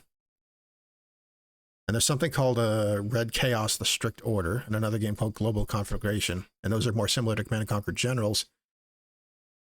And they compared Tempest Rising to Command and Conquer 3 and Red Alert 3. I actually enjoyed those games, but I'm sure there's plenty of Command and Conquer fans that, like, I just hate Command and Conquer 4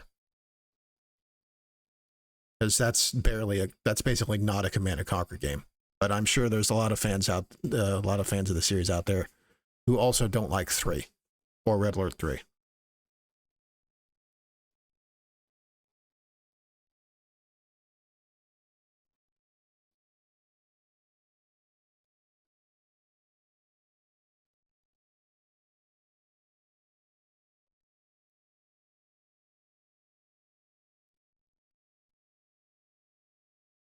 But we may or may not come back to Incision, depending.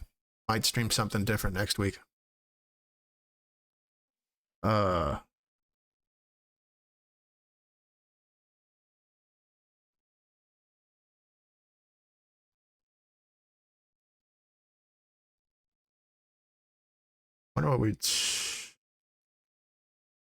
what we would stream next. If I didn't play Incision next week.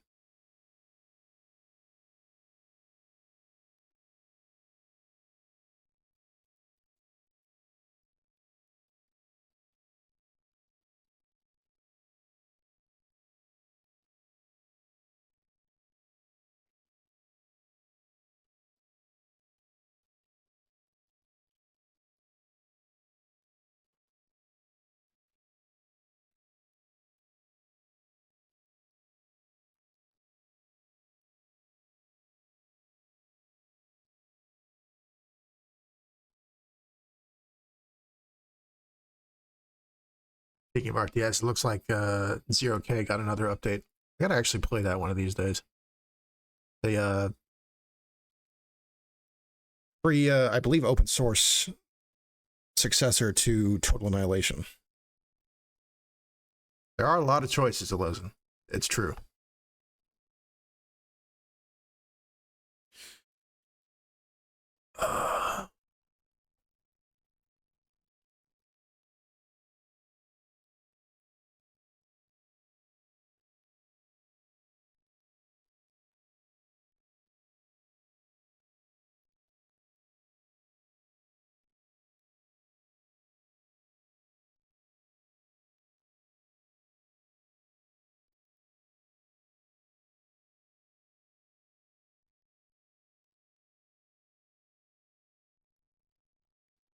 Well, we got a week to think about it. You guys can always hit me up on Blue Sky or Discord if you have other ideas.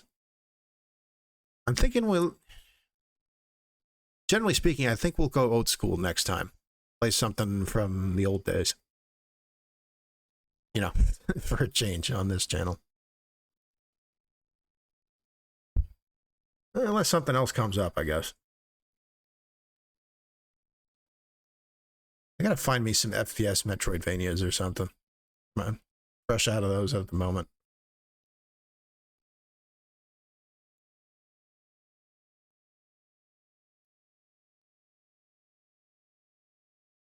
Let me take a quick look at the Steam store.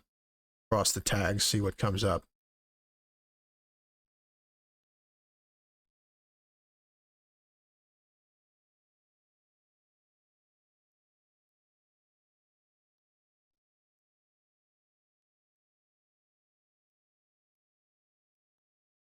And actually, better yet, we'll take a look at Steam database. A little more usable.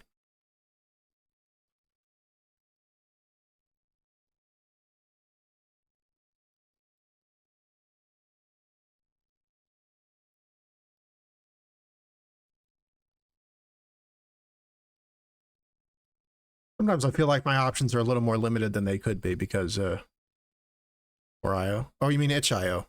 Yeah. I check that pretty frequently.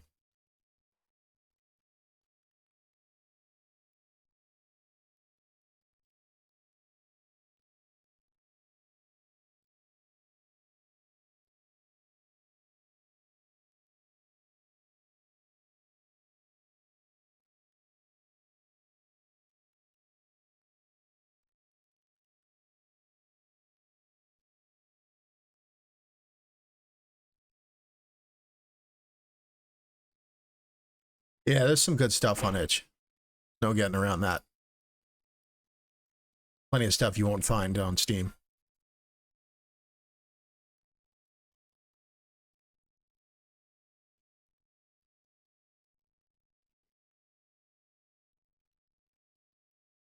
Wait, how do you search multiple tags on Steam database? I don't actually know how to do that.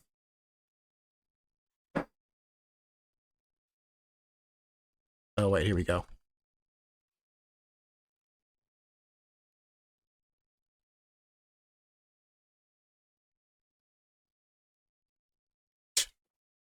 Seven products match for FPS Metroidvania. Oh, wait, with more than 500 views. Let's remove that, see what we get. Okay, that gives us a bit more.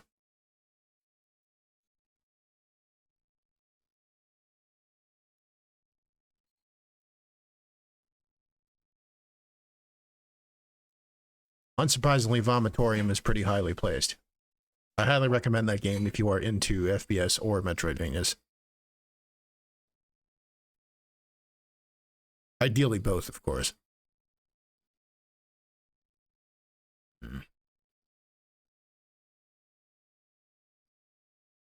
Now, Anopec is good too.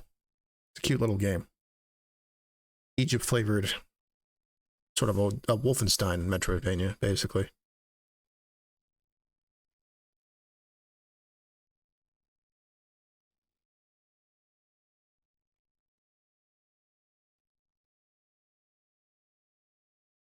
Huh.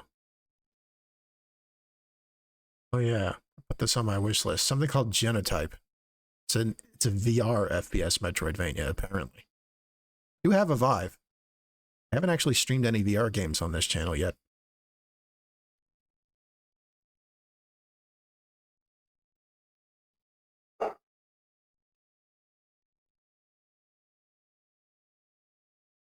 Abyss of Neptune.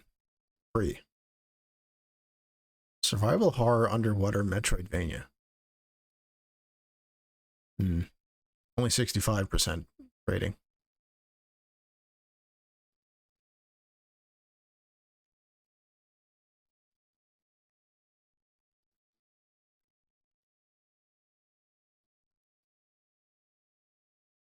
I could always stream Metroid Prime, I guess. But it's like, you know, Some people are content to play the same games over and over again. I would rather play something new that builds on previous experiences that I enjoyed. But at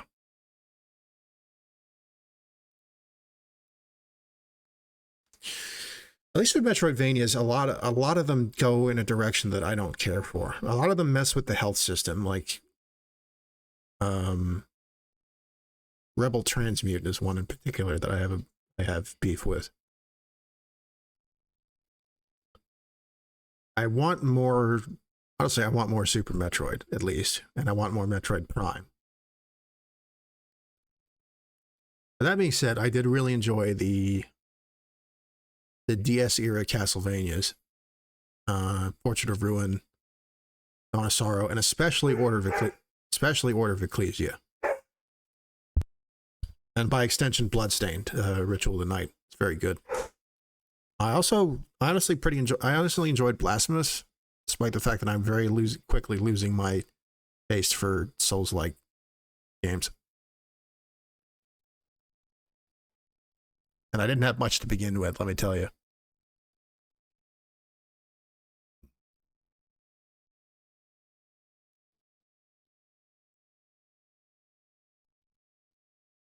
And I really liked Depths of Sanity. I streamed this past Halloween. Very good. One of my favorite Super Metroidvanias.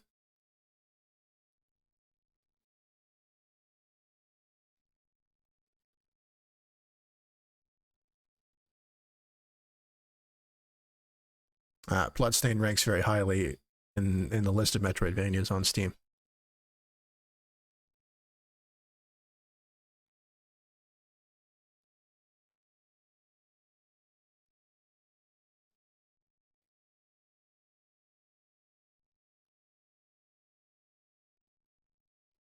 The Guacamelee games are pretty decent. I think they get a little too try-hardy in places.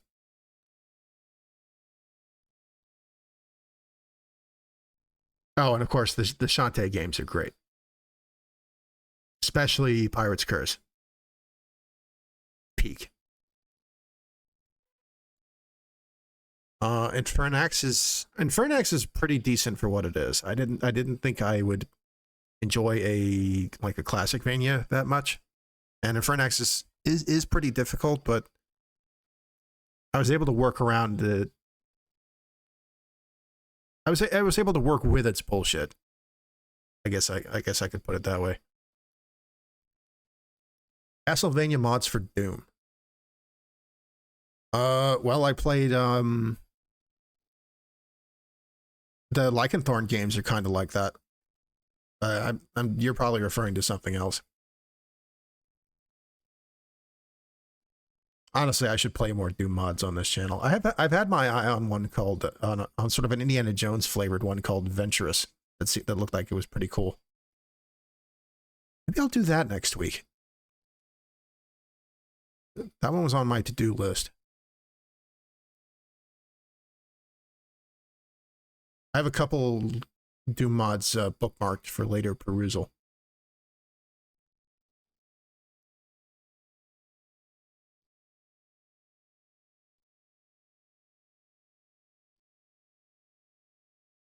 There's one I played before I can recommend, the Abyssum mods, especially Abyssum 2, Infernal Contract.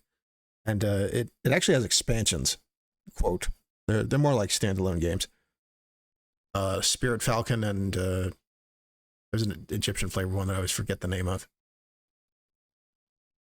I tried Blade of Agony. It's like a Wolfenstein inspired one. That one was a little too difficult. A 1-for-1 mod, huh? Now what is it just called Castlevania Doom or something?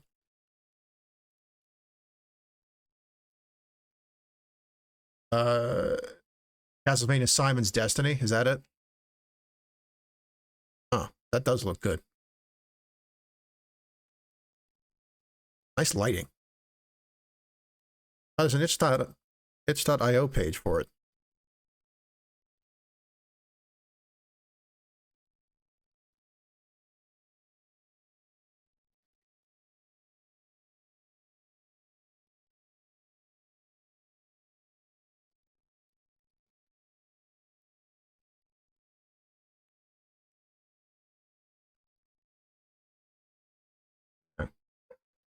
Yeah, it says it's a reimagining of the first Castlevania.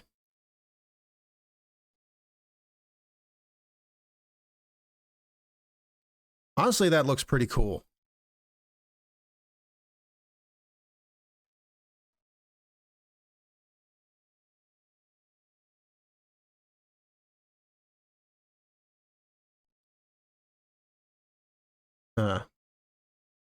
Says it's just as nasty as the original Castlevania, but it is GZ Doom, so at least we can save.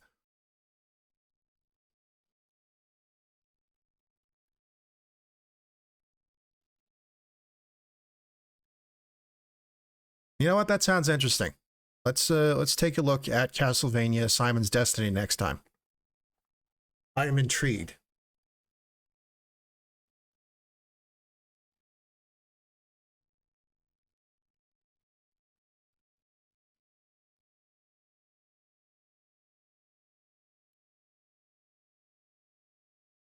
Go ahead and give that a download.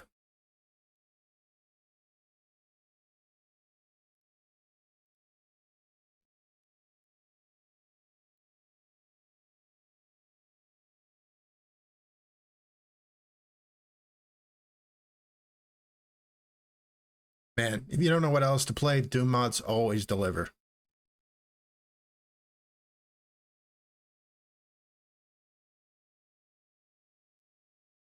A multiverse of peak action at your fingertips. I only wish it was as easy to get into Quake mod.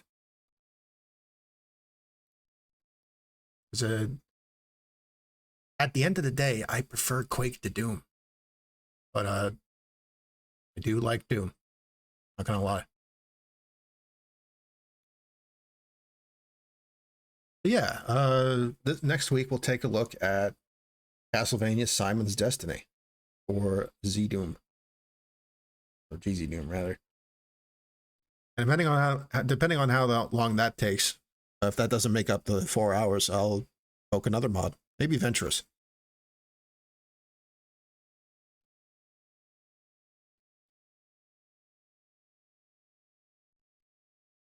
Yeah, leave it to the modders to make more of the game you want. Because half the time the developers don't bother.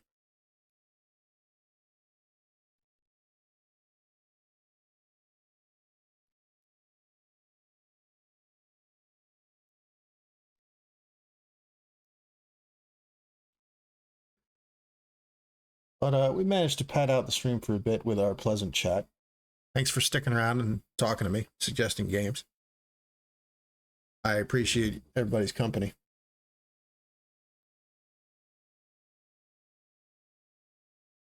Once again, welcome back, Fox.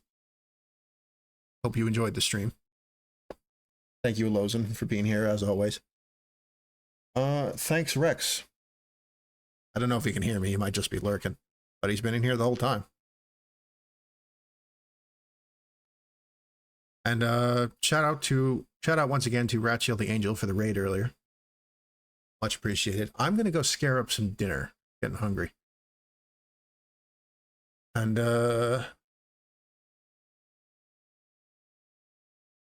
thank you guys. You guys have a good one too. Good night, good luck, and I will see you all next time.